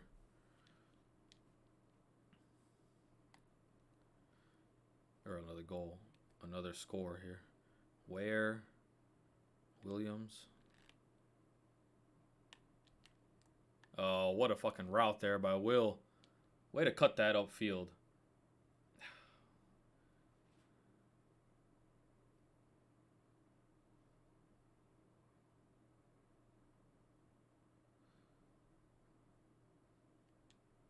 I mean, good win. This will be a good win here. Oh, that's not good. That's not who you want hurt if you're a Leipzig. He's been like he's been like your best player today. Whoever that dude is, 24. Who is that? Fucking Schlager. He's been I think he's been Leipzig's best player today.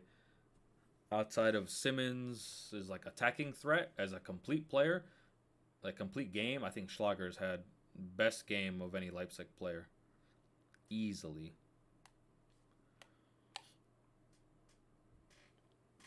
Sesko has missed he's missed chances. It's just been not the best, not the cleanest game by him. Openda, same. I mean, he came on late, but whatever. Hendricks has been decent. Raum has been okay. Simakan has been bad. Just straight up not great. But you also have a dude who's you know, 6'2" playing fullback. You know, he's clearly he'd probably be a little more comfortable playing center back, right? Like he's not Clusterman in the sense that he's not as agile. Like Clusterman at least feels like he's a bit agile and you can get away with him playing on the wing or playing, but that I say that Clusterman doesn't love playing. He'd rather play in the middle too.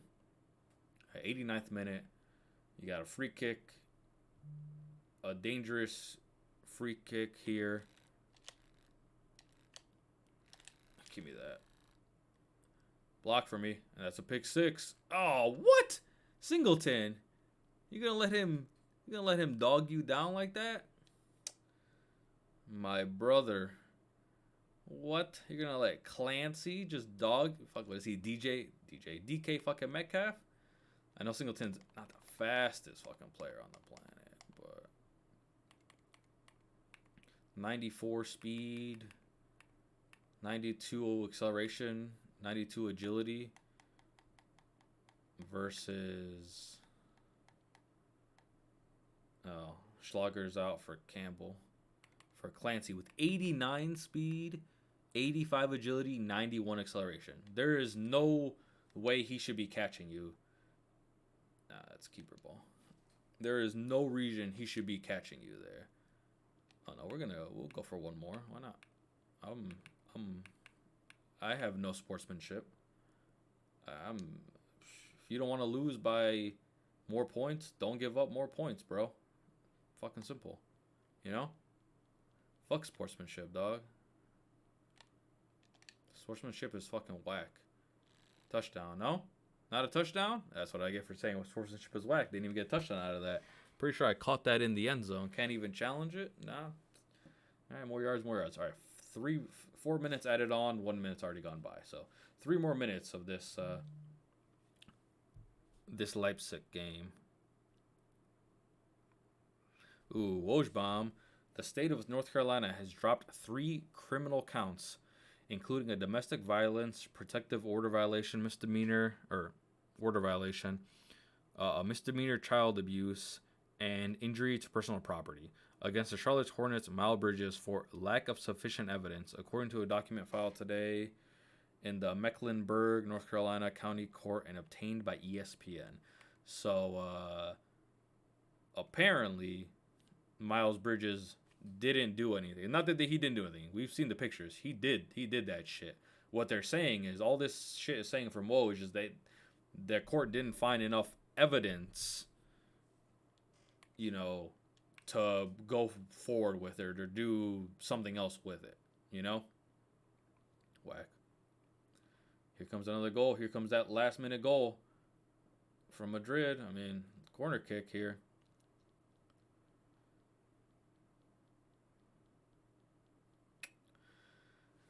Tough. Fuck you, Kansas. There you go. That's tough, though. I mean, that would have been... I mean, that's 4 out of the last 5 games have been shutouts. 2 of those games against very good teams. 2 against not so good teams. And then just a bad loss. A bad loss to Texas there. Yeah, move up back to just outside of the top 10.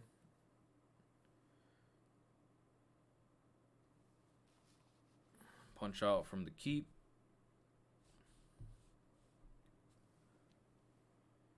Joselu. Oh, Penn State. All right, so everyone's still happy here. Is it already a game against Baylor? Oh shit. Okay. So I have Baylor. Oklahoma State did not keep winning. But so far, Nebraska, Texas Tech, or A&M, and Notre Dame. So 3 out of 5 of these guys. That's good. That's good for me. All right. What do you give a shit about? He says that a coach's success will not as... Okay, well, that's cool, I guess. So what do you care about is my question.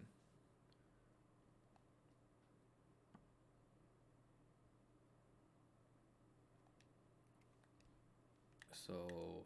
Program prestige, location, playing time, coaching style, academics. We'll give you a little bit of everything then if you're not like decided.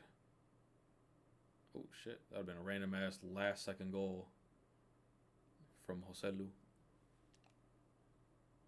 Okay, well, he hasn't really anything, so that's fine. Okay, he's not impressed by me as a coach. All right, game over. Just if you're Leipzig, if you're a Leipzig fan, you're disappointed in this game. Oh, god damn it. Unfortunate. City just scored. Literally like one of the last kicks of the game. City scored to make it 3-1. Fuck. Because 2-1 going back to City, that's a game right there. I don't even care that it's Copenhagen. But now 3-1, that's too much. That's too much for them to come back from. Unfortunately. Damn. Tough for your boy here. Rooting for both teams I wanted to win. Not only didn't win, didn't look. I mean, Copenhagen. It's just tough to give up that third goal in stoppage time. You know. And an assist and a goal each for De Bruyne and Foden assisted each other. De Bruyne assisted by Foden and Foden assisted by De Bruyne. But I mean, it's not like City didn't deserve it, right? 79% possession, about 2.97 expected goals, so slightly overperformed. 27 total shots, 13 on target. 21% possession for Copenhagen, 0.28 expected goals, so greatly overachieved their XG. 4 total shots, 1 shot on target, and it went in. I mean, 2-1 would have been, I think, best case scenario for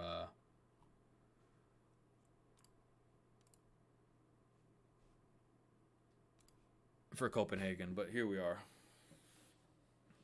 All right, whatever. Damn right, bro. Okay, program prestige, location, place, play time, coaching style. Or no, coaching prestige, not coaching style, academics, right? Style of football. Okay. Yeah, I'll give him 44. That'd probably be enough for him to commit, which is good for us. That's fine. He cares about academics. That's cool. He doesn't give a shit about anything. Okay.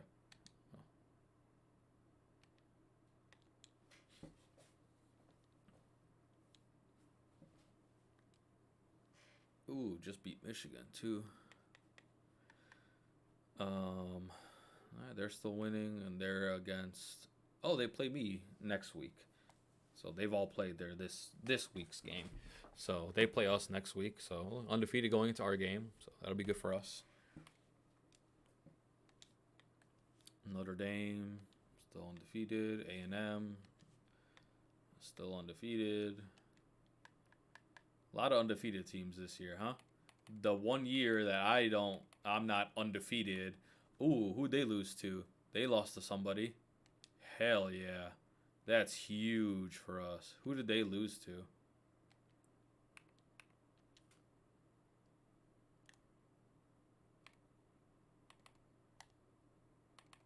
Who did they lose to? Shout out Colorado. Shout out Colorado going into Austin and winning this game. And it wasn't even really close. It was a 10-point game and 17-7. I mean, I wish it gave me more of this game info, like stats. Oof.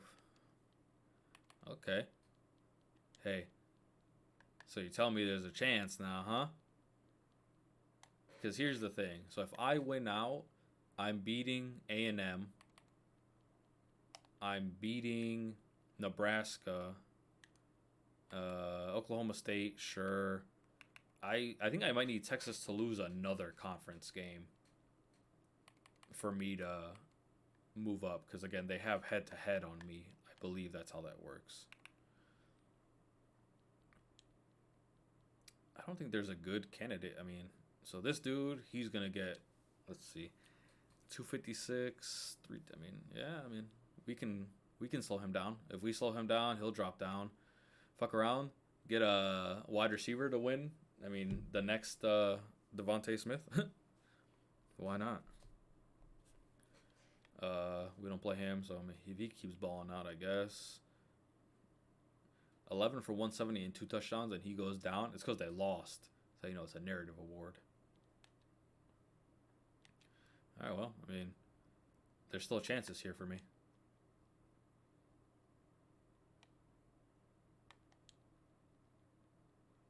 Ooh, we're away. We are away.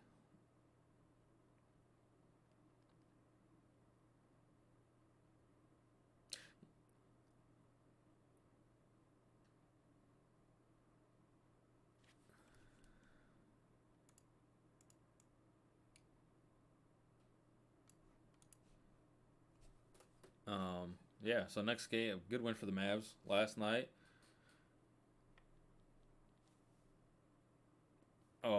Next game against the Spurs, if they win that, they'll have a nice six. They'll be riding a 6-game win streak into All-Star break. 32 and 23 on the year. Get some, get healthy ideally during this All-Star break. Don't lose more guys, because the crazy thing is the Mavs lost a bunch of dudes to like practice injuries or not non-game injuries, like a bunch of broken noses and shit that just like randomly popped up on the injury report, like, oh hey, yeah, Maxi's out today with a broken nose, or Luke was questionable today with a nasal fracture. Oh, I almost stole that shit. Holding, thank you. But yeah, I mean, hoping for good things here for the Mavs. Yeah, and I know some people are kind of trying to take a little victory lap, or like be like, oh look, because of the Grant comments and whatever. Like, Mavs fans need to like get over it, bro. He sucks. Like, I get pining over Brunson still, because Brunson's good, right? Like, Brunson is a MVP level player this year, All NBA type of season this season, and there's nothing to suggest he's gonna randomly start falling off. He's someone who's gotten better every year. Progression isn't linear, growth isn't linear, so who knows, he could still regress. But there you go, Outlaw. But like, PJ versus Grant is like, if PJ's 3 isn't falling, which he was 0 for 5 in that Wizards game, it doesn't matter. He still had 9 points, 5 boards, 3 assists, and you know what? Most importantly, he played very good defense.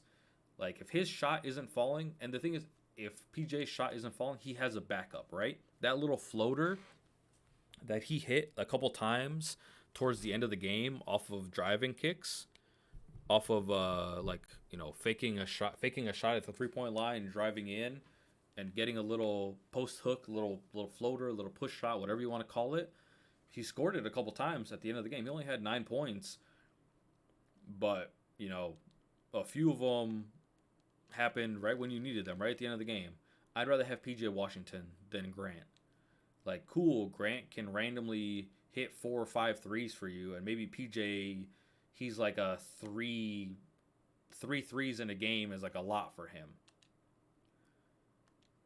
I'd rather have PJ. I'd still rather have fucking PJ. You know what I mean? I'd rather have someone who's more versatile defending, who's more versatile as a player in general. Oh, god damn. Right? Like, he's someone who, again, if his shot isn't falling, he is still giving you so much more. Even effort-wise, he's still not getting the ball and everything, and he's still out there fucking, he's out there churning it. He's out there still playing defense, good defense. But yeah, so last game of the season, last game before the All-Star break for the Mavs is going to be tomorrow against the Spurs, who on paper are a quote-unquote bad team. That team's not that bad. Like, I get being like young and all that, like a younger team and whatever. Wemby is still a lot to deal with. So hopefully Lively is good to go because he played him well game 1 of the season.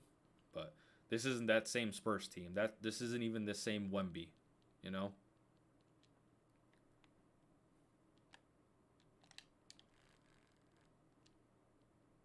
I don't know. I disagree with slightly here on Hardy. I like Hardy.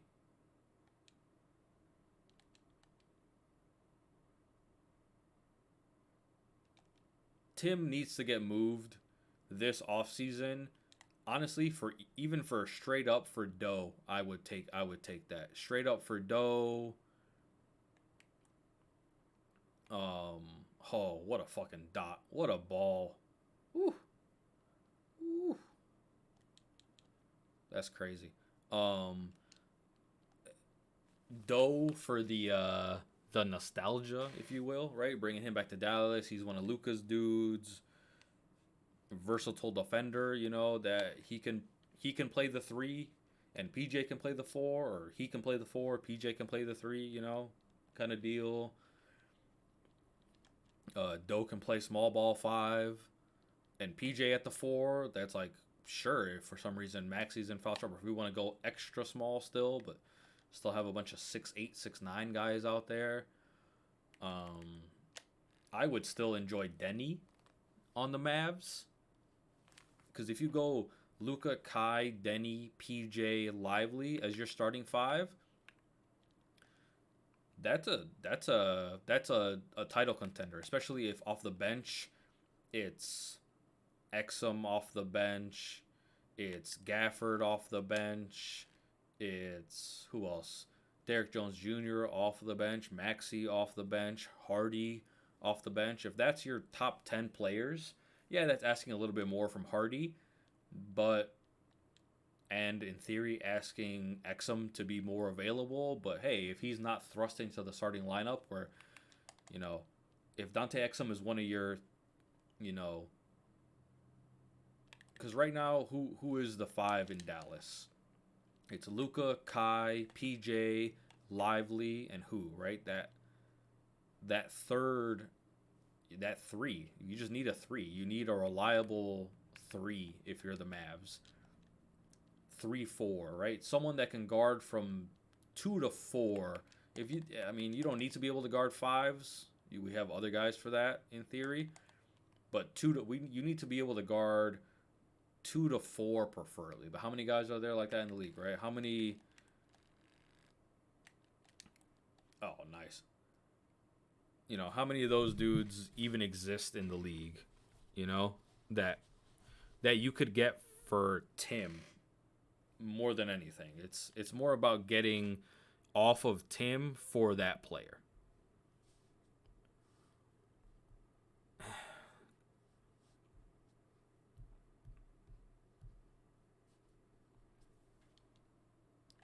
Ooh, good leg. Herb Jones. There you go. Because again, so where is he? Tim isn't expiring next year too.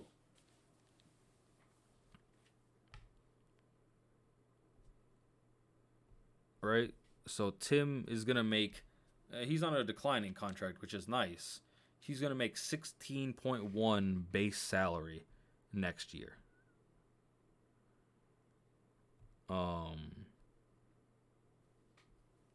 That's a very movable contract.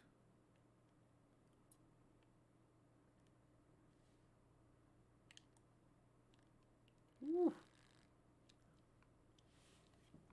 So who makes $17 million, right? Who's a good wing player?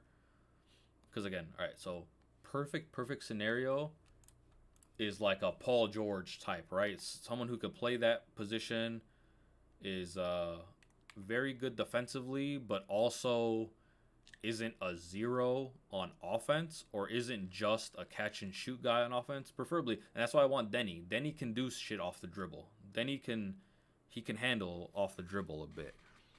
I mean, again, we already have good ties with them. How much does Denny make? I know he's a poison pill, so that will bump up his money.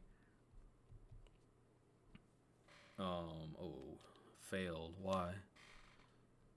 Blah, blah, blah, blah, blah. Cut 5 million. Okay, so they can't do that. That won't work because they don't make the right money. We would need to absorb someone else. We would need to fucking absorb Rashawn back into the team, basically. Right? Literally. Does that work? No, we need to cut. I know he was recently traded, Fanspo. But technically, I think this would work. I think Tim for Denny and Rashawn might work next season, like in the off season. And basically, Rashawn is just there as we need that. Oh, Odom, fucking mossing him again. We need that salary spot. But say we're not going after Denny, right? I'm looking at bad teams. Who has a player of that ilk that I can trade for? You know, that's good enough to be a starter. Not many, right? Again, that's why I like Denny there. He's young too. He's only 23. Fairly cheap contract, right? Poison pill is unfortunate, and those dudes don't get traded. Those dudes don't get moved. But we'll see. He would be someone I would like though, for sure.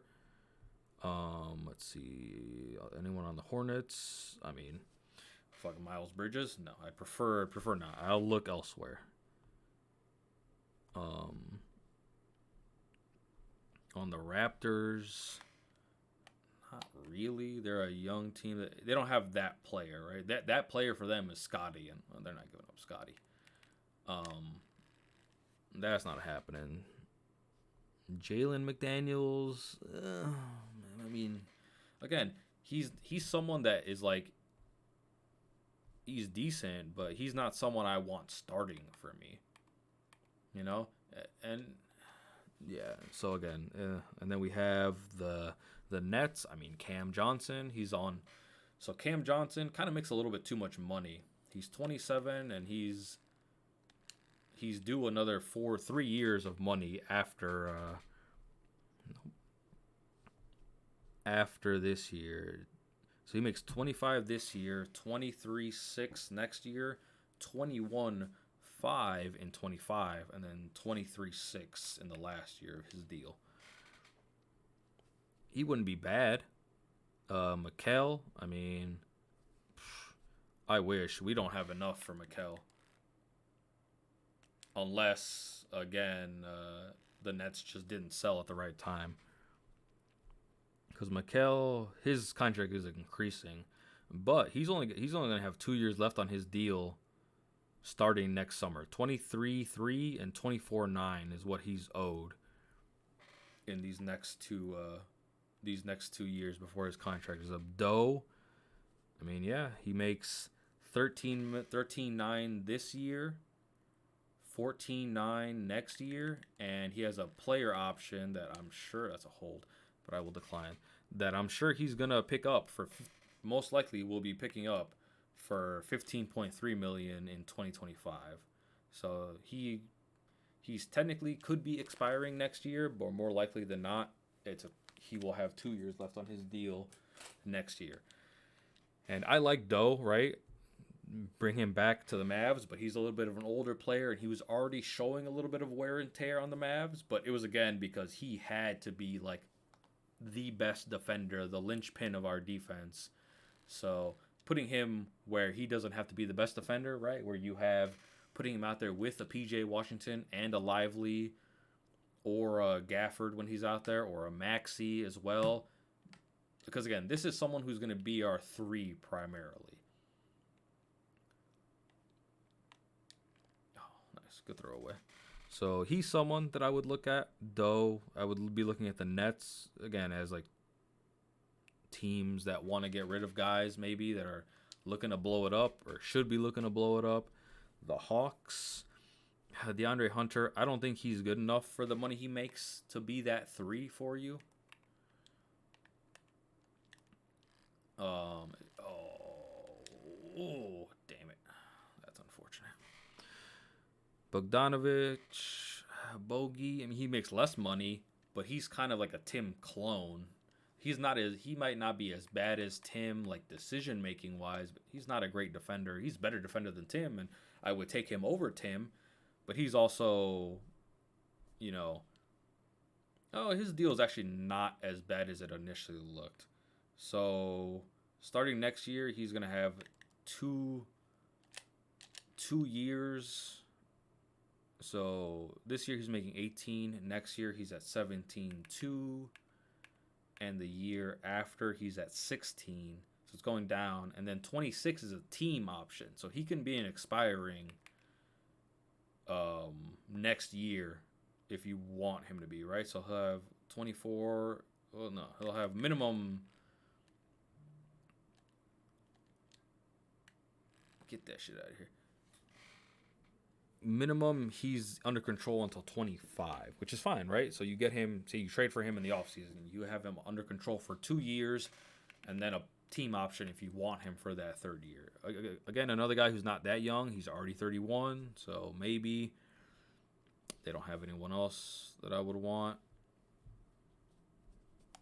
Oh, yeah. Bump up the crowd here. Ooh. The Bulls of Chicago. Now, they have one Patrick Williams, who, honestly, we might not even have to trade for him. We might be able to get him if they don't. Maybe he just says, I'm going to test my market in free agency. Obviously, we couldn't probably get him there. We don't have the cap space. We need to trade people for Tim, right? Or it's going to be like trade Tim for some garbage somewhere else and just sign Williams. But more likely, it's going to have to be a sign and trade. For Williams, it would have to be a sign and trade. He's shown some flashes. Do I want him necessarily being my starter at the 3? Defensively, sure, but besides that, I don't know. Caruso is kind of small, and again, I want someone who has at least a bit of offensive upside. That's why Denny is still my number 1 target here. DeMar, like on a fucking minimum, I guess, but he's a shit defender. Ayo Dosuma, I mean, maybe. To me, it's like you're giving up a lot of offense for good defense, but nothing like crazy. The Heat randomly blow it up. I mean, they don't have anyone. Maybe Caleb Martin, I guess. If he decides he wants to remember how to play like he was playing in the playoffs. Duncan Robinson, hell no. Hero, no. Butler, even Butler's making too much money. Jaquez for sure. That would have been a nice get. Josh Richardson, nah, I'm good. I'm good on the Heat players. Magic. Jonathan Isaac. He's only a couple years left on his deal. Slide him in at the 4. Move PJ to the 3. So you don't get what I wanted at the 3 spot. Well, technically you still do get what I was asking for. It's just you already have that player. Come block, number 9. Come the other way, Bubba. You got it. Linkley, he's quick enough, but you got to come the other way to block.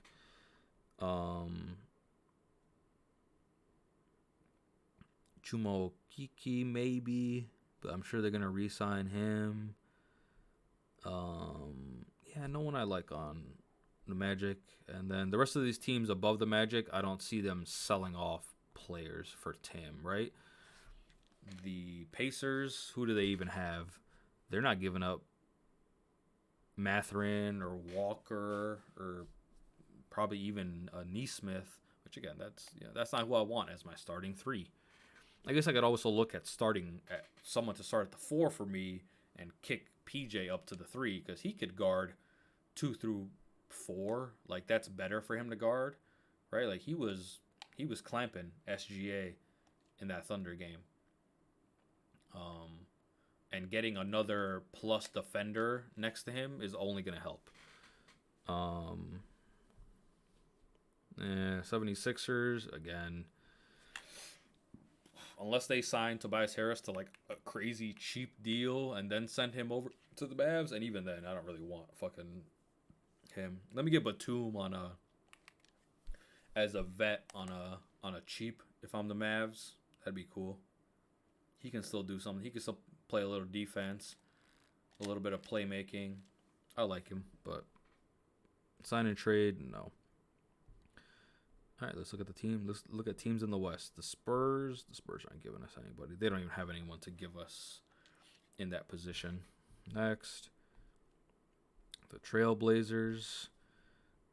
Jeremy Grant, but he makes a fuck ton of money, so probably not. Get that shit out of here. There you go, Singleton. Grant, what's the Thibault? Nah. Chris Murray, he's just not as good as his brother. It's just a bunch of guys that aren't starting caliber. Couldn't even. Besides Jeremy Grant. And, no, he's got 4 more years left on his deal because his 5th year is a player option. And it's increasing in salary. I don't know. Shout out to Jeremy Grant for getting that bag, but,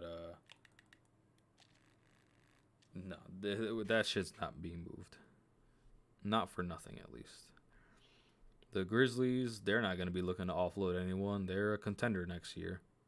They also don't really have anyone in that position, in either of the positions that I would want for Tim. So, knock them off the board.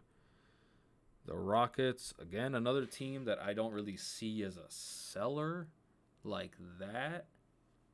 And they don't have a player there. Dylan Brooks. Dylan Brooks, he'll have 3 years left on his deal. Descending money, but he wouldn't be a bad 3, but I just don't fuck with him like that.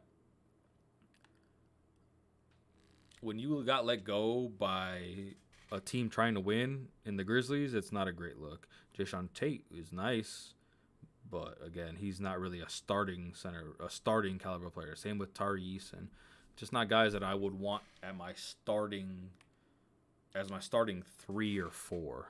Is not what I want there. The Jazz, I don't know if they'll be selling John Collins. Tim for John Collins and just have even more athleticism next to Luka. Just say we're going all in for athleticism. He's not bad. So he's 26.6 next year, which is a fuck ton of money, to be honest. And then he has a player option in 25 for another 26. So he would be a 2-year deal. I don't love John Collins, though. That's not who... I'm basically getting a tall version of fucking Tim in John Collins, is what I feel like. So, no thank you. Jordan Clarkson, no. Sexton, no. Lauri Markkanen for $17 million, you say. Yeah, that's exactly who I would want. He is an ideal 3-4 to put right there in for the Mavs. But we don't have enough for him, you know? It's one of those where credit to Slightly for, the thought. But, yeah, like, what's the point of having... Fucking Odom is on one today. What's the point of having, like, holding on to these picks and these swaps if you're going to get outbid? Like, so Markkanen makes 17.2. He'll need a new contract is the thing. But, like, if you're the Mavs, you could be like, hey, sign with us and whatever. It's like, look, Kyrie's getting old. He's not gonna be around forever. That money that's there for Kyrie, that's gonna be your money.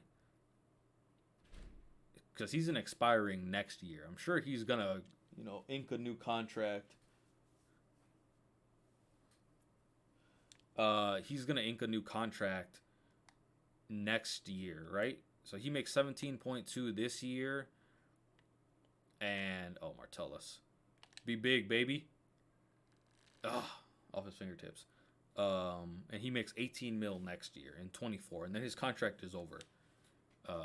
Again, if you're the Mavericks, you don't have cap space. You're barely underneath the tax. You need to sign and trade Tim out of here, Damn.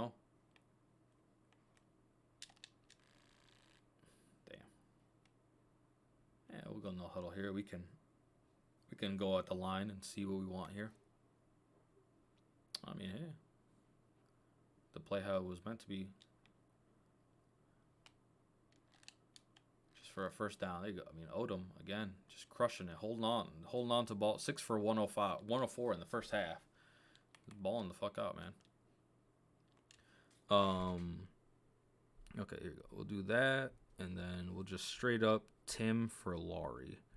I know it. I mean, it works money wise, right? Yeah, it works money wise.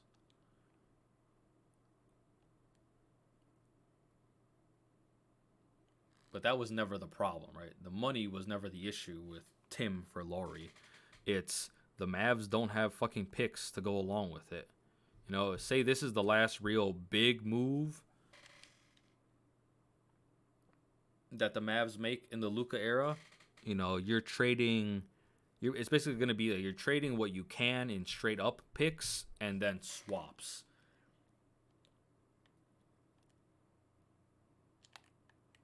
Oh, I didn't throw that. Nice.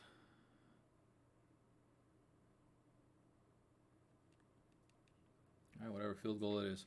So you're going to turn into the Clippers, right? Where you're all in with Luka, Kai, PJ, Laurie, and Lively for the next couple years until Kyrie inevitably declines because of age and injury, and you realize, damn, did we kind of get the guard version of Porzingis? And the answer will be kind of.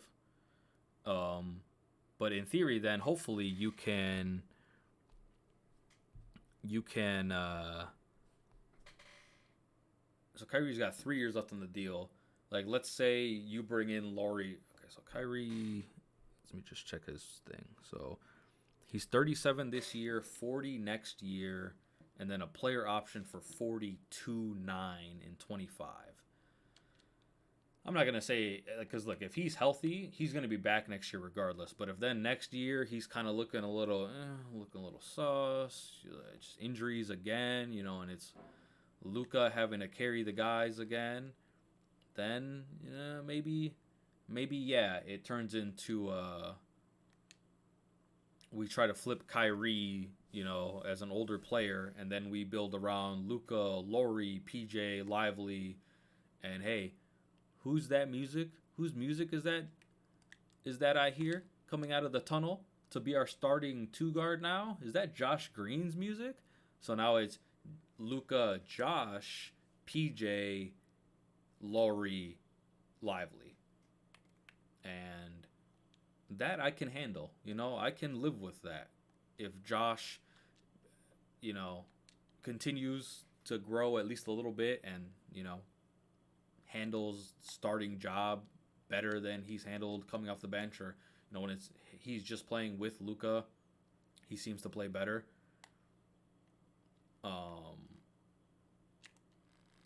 Nice one. Jones just fucking flopped over, bro. 14 first downs to 0. Oof, we whooping on these boys. This shit's not fair. I'm a bully. So anyway, that would be best case scenario for the Mavs. Laurie, I think. But it won't happen because they're not giving up Laurie for Tim and our garbage ass fucking picks, you know? It's just not happening. They're trying to keep Laurie. The Warriors, all right, we're back to the Warriors. We're back, so it's going to kind of depend on what they do with Clay, as he is an expiring this year at 43.2 mil. So they're 70 mil over. So there's Clay. They probably want to get off more money than that too, because he's the only expiring contract.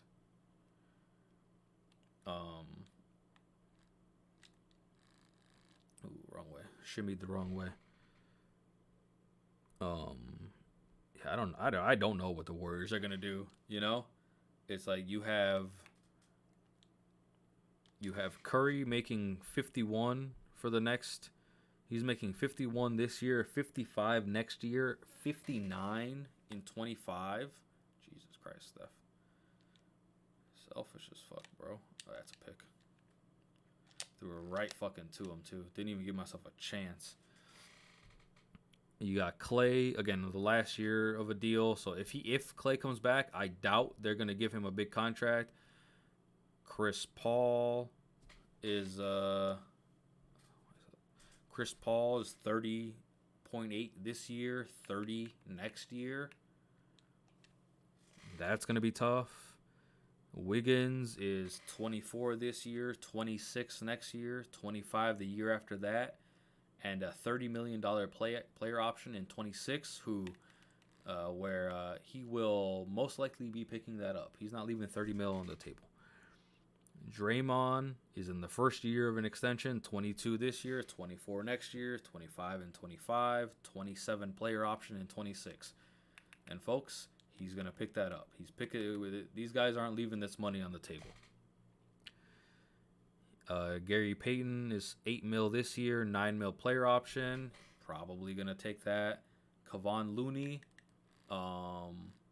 who, look, if the Mavs would have not made a deal for Gafford, Looney is someone I'd be trying to get on an expiring next year. He's just a good player. Kuminga is 6 mil this year, team option, 7 mil next year, team option.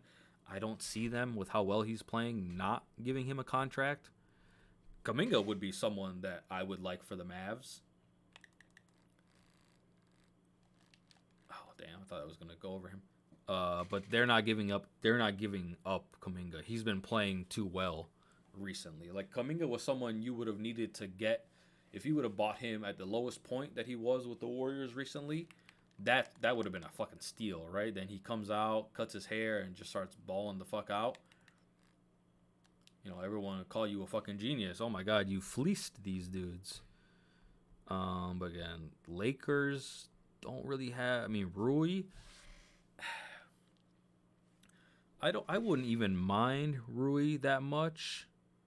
Is this a fucking ad, or that shit just stopped working? Cool. Well, let me just look at his contract more than anything. Rui Hachimura. Let's see, he's 15 mil this year, 17 next year, so he makes what Tim makes. So next year, I mean, granted, Tim is on an expiring, but Tim's also older than him. Rui's only like 25, 26, hopefully. Not like randomly a 28-year-old. Right? Rui is 26. Okay, yeah, that's fine. That lines up. 6'8", 26, plays the 3-4. Him and PJ can kind of, work that out. But, I mean, shooting 50% from the field, 38% from three, 74% from free throws. Oh, he's a perfect Mav. A few rebounds, a few assists, a few steals, a few blocks. Nothing crazy, but when it's Luka, Kai, Rui, PJ, Lively, it's okay that Rui is only Rui Hachimura, right? And again, his contract's not bad. 17 mil, 15 this year, 17 next year, and 18 the year after that. So again, 17 next year, that's what Tim makes. Tim for Rui, straight up in the offseason. Make it fucking happen, Nico. Addition by subtraction. Get Tim Hardaway Jr. off of my goddamn team. Also, this is going to be my last game on stream here. Was just going to stream for the Champions League games until my wife woke up from her. She just got off of 24, so she's up now. But, yeah, so this is going to be my last game for today. I'll be back on tomorrow, same time, maybe a little bit earlier. Okay, so Lively is questionable right now for Wednesday.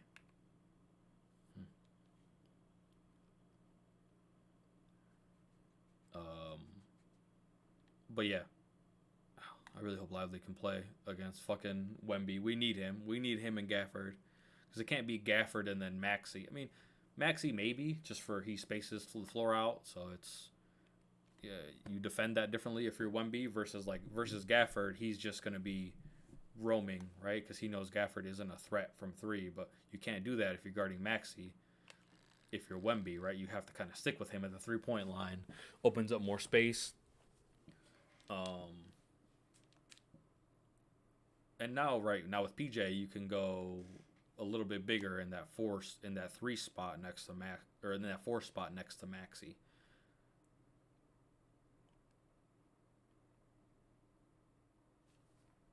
Yeah, we'll let this third quarter run down. I'm up 24-0. I don't need to be doing shit.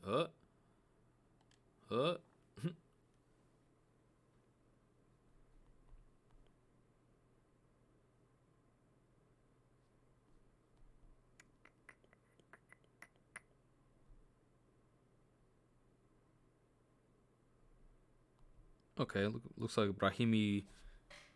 He's according to him, he said, "Oh, it doesn't seem like that injury is too serious," which is good. It's never great when your player is running with the ball, going towards the opposing goal, right, making attacking progressive runs, and he just stops and starts holding the back of his leg. That's like the exact opposite you want from a player. Non-contact injuries, man. That's not what we want here.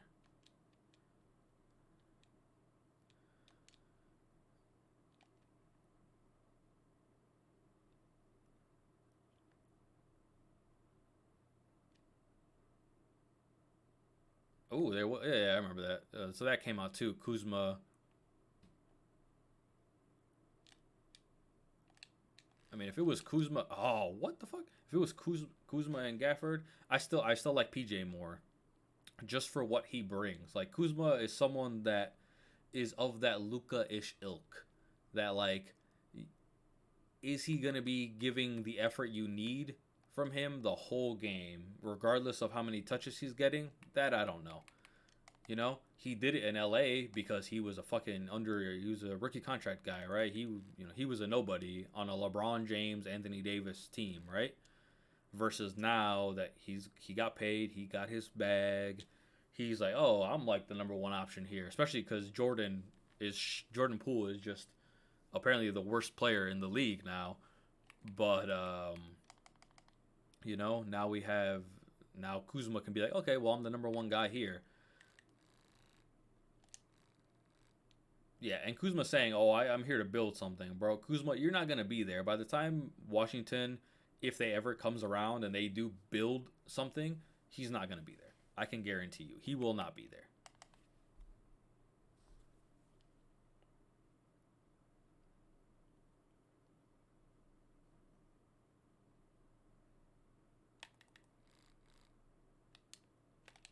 Give me that Tyreek. Oh no, I don't mind the Kuzma quote at all. If anything, I'm like, okay, good. I'm glad.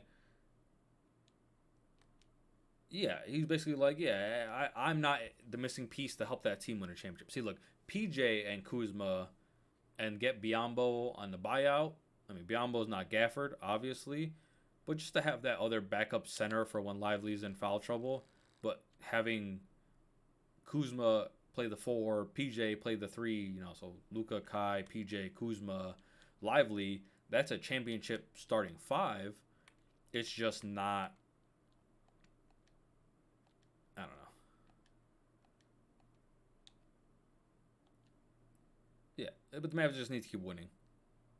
If the Mavs just keep winning, everyone's gonna have to be like, oh, well, maybe I guess Luka is an MVP candidate. I hope so, man. I fucking hope so. Uh, I hope the Mavs win tomorrow against San Antonio because it would just be nice, right? Going into the All Star break on a 6-game win streak, even if they lose, winners of 5 of their last 6 still sounds good, right? When Ernie is gonna say that, but when you're talking about Luka, that'll be what they're talking about now. Not, they'll be talking about, oh, these additions the Mavs made have really paid dividends. Like they're 3-0 since the new guys have come in, and they're, you know, 6 wins in a row, NBA long winning streak. It's like they won't say it because it's national media, and they don't really watch games like that closely. But you could be like, right? Oh yeah, the MVP straw poll shit that came out. Luka is what, like fifth, and they did him dirty. Luka's fourth. Okay, Luka's fourth. there was what I think someone said there was 19 people that did not even have Luka in their top 5 for MVP. That's that's tough. That's tough. Yeah, I think Luka can pass up all the dudes that are ahead of him in MVP. Like unless Jokic, they just because he's having a good season, but oh Carroll, my all Mike all stop. Still 4 yards there. I mean that didn't look like he got much, but still got 4 fucking yards. Yeah, I think this MVP race is especially since no Embiid, so it can't just be like, oh, we want to give it to Embiid again. Not that he didn't deserve it, but it was kind of like it's Embiid and everyone else. And I don't think he was having that great of a season where it was like no one else should be in the conversation because it's Jokic, SGA, Giannis, Luka, Kawhi, top 5. I still think the SGA bet was good when I suggested it earlier in the season. I think it's just better now. Slightly saying right now, oh damn, one person didn't have. Okay, so Jokic was the only person that got 100 votes in the top 5 at least. No one else, even Shea, had one person not have him in their top 5. That person shouldn't be allowed to vote for MVP. They just shouldn't. The one guy that gave Ant a first, gave Ant, essentially being like, oh, he's my number one MVP. That person shouldn't get a vote. Same with the Brunson, first and second. You should not be getting a vote. Like, I love Jalen Brunson. Seventh in All Star voting, sure, or in NBA ladder right now, yeah. But for someone who's going to be voting on the award, which is what these dudes are, to say, oh yeah, Jalen Brunson, I'm giving him the first. I'm giving him the MVP. Right now, he is my personal MVP, or he is second for MVP. You shouldn't be voting for MVP. I just don't think you should. You know?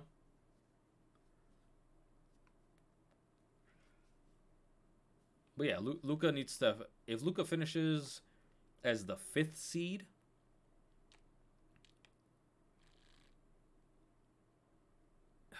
if they can again keep rattling off wins, because he's got the stats, they just need the wins.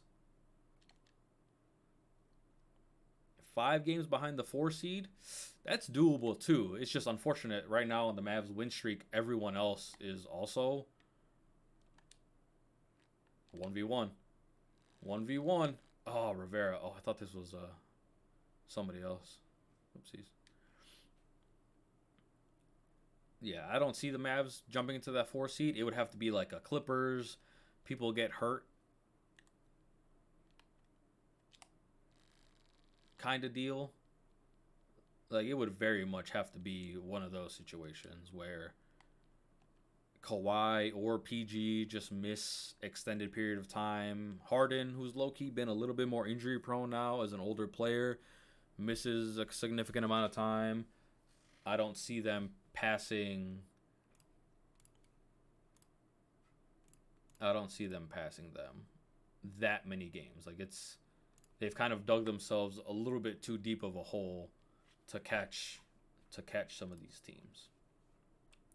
Right? Only again, only 5 games back from. I mean, they're only 6.5 back from first seed, but still, they would need one of Minnesota, Oklahoma City, LA, or Denver to kind of drop out, and they just keep winning and catapult over teams, and they can, right? So they win tomorrow, 32-23. That's one less. That's only one more loss than the Pelicans, who are in the 5th seed. That's a win, one more win, one more loss than Phoenix in the 6th. That's 2 more wins and 1 less loss than the Kings right ahead of them, and they're technically tied right there. But yeah, again, everyone in front of the Mavs, like the Mavs are 7-3 in the last 10. Kings are 6-4. Suns are 6-4. Pelicans are 6-4. Nuggets are 6-4. Clippers are 7-3. OKC is 6-4, and Minnesota is 7-3. So every team ahead of them has been on a win streak, and even the 2 teams behind them, at least above 500, The Lakers are 6-4 in their last 10, and Golden State behind them 7-3 in their last 10. You know, the teams that suck are like, or that have been losing more than winning is Grizzlies, Jazz, Rockets, Blazers, Spurs, and in the Eastern Conference, you even have like obviously no Embiid, so the Sixers losing some games. We'll just sim up to the next game, but like I said, this will be my last. That was my last game there. Some decent little Champions League games today. Really hoped for more from players, but it'd be like that. But again, back to this Mavs thing. Fuck you, Gen Ford. I'll update you later. You fucking my shit up. They play the Kings twice in March, so those are going to be in Sacramento both times. Those are going to be basically playoff games. You know what I mean? Like seeding wise, that's going to be clutch. That Phoenix game in Dallas, first game back from the All-Star, it's got to be a playoff game. If I'm Jason Kidd, this is a fucking playoff game. This is game 7 right here. That's how we need to treat this game. It's that important of a game. You know? What am I, top 10 again? Oh, look at that. A couple commits. Chris Sparks. Yes, sir. And him, he just wanted the number. Yeah, bro, I'll give you the fucking number. I don't care. Oh, still number 11. Okay, well.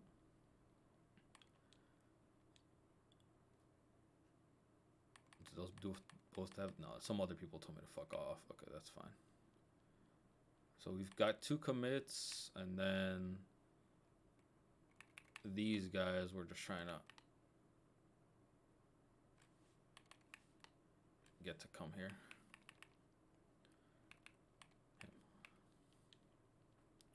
Yeah, I'd like to. Isaac doesn't think too highly of you as a coach. Great. Good to know. Oklahoma State. You'll come here for the Oklahoma State game, and these dudes don't want. So he's in here.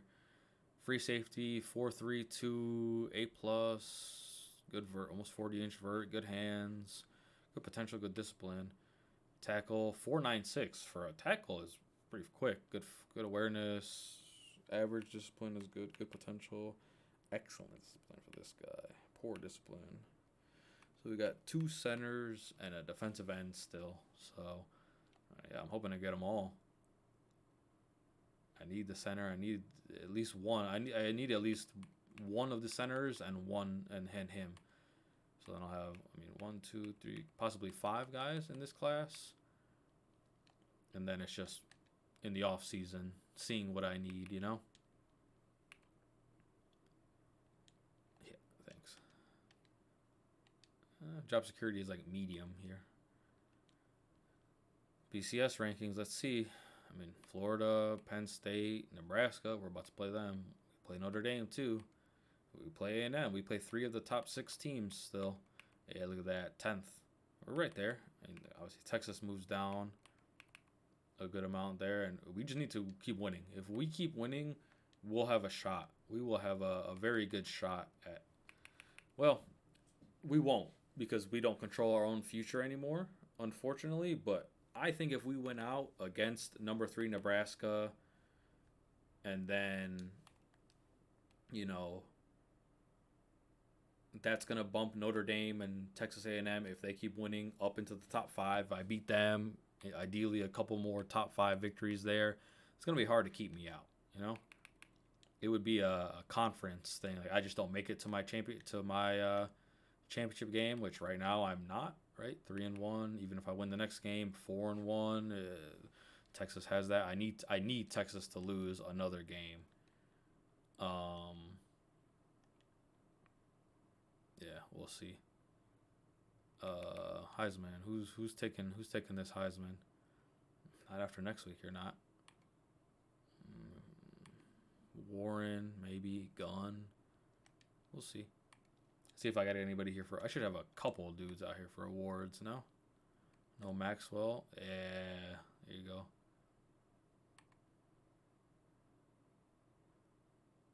Bush. Need more sacks, I guess, because this dude's got the touchdowns on you. Fucking Randy. not that good. My running backs are decent, but they're not that good either. Receivers, I don't think I have any one guy. Godfrey, hell yeah. Shout out to him from last year. Killing it. Tight end. Oh, look. They decided to keep throwing it to their tight end, I guess. My boy Noah Sharp here. Yeah, I was like, I did not throw it with him. I did not use him at all last year. What is he? He's only a 76. Well, good for him, though. No, I don't use my tight end that much. Oh, there you go. Troy Harris for best offensive lineman. Nice. What's he, a guard? Center. Oh, which means he's in there for the Remington. Love that. And like some Bardies, gonna be Bush. Another guy. No. Best linebacker. No, I didn't think so. Thorpe. Maybe. No. Oh, there you go, Danny. There you go, Danny. So I recruited you. Oh, yeah, I recruited. So I recruited this fucking kid to this school. You're welcome. I mean, I just told you I'll fuck off afterwards, but still, you're welcome. Kicker. No. Punter. I don't do that shit. Returner. I also don't do that too often. Coach. No. Oh, how is Texas up there? But I'm not up there. Hey, there you go. Alcorn, which means he took over. Obviously, he took over for me. Doing well. Good for him. All right, well, that will be concluding today's stream. Again, shout out to everyone for coming and hanging out. Or listening to me rant about the Mavs every day and about soccer today. Like I said, I'll be back tomorrow. Maybe we'll be playing FIFA. Who knows? That shit's been pissing me off with like just randomly shutting off essentially. So we'll see. We'll see what I end up playing tomorrow.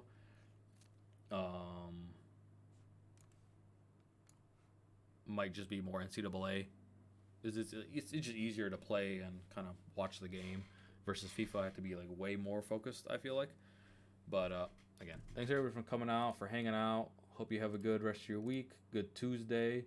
Enjoy your Tuesday. Go get your significant other flowers or a card or something, a gift. Valentine's Day is tomorrow. Don't forget. This is your day before reminder to get something for Valentine's Day. Anything for Valentine's Day. But yeah, I will hopefully see everyone tomorrow. Let's go Bayern. Let's not get fucked over, hopefully, and get out of here with the dub. But see everyone tomorrow, hopefully. Peace.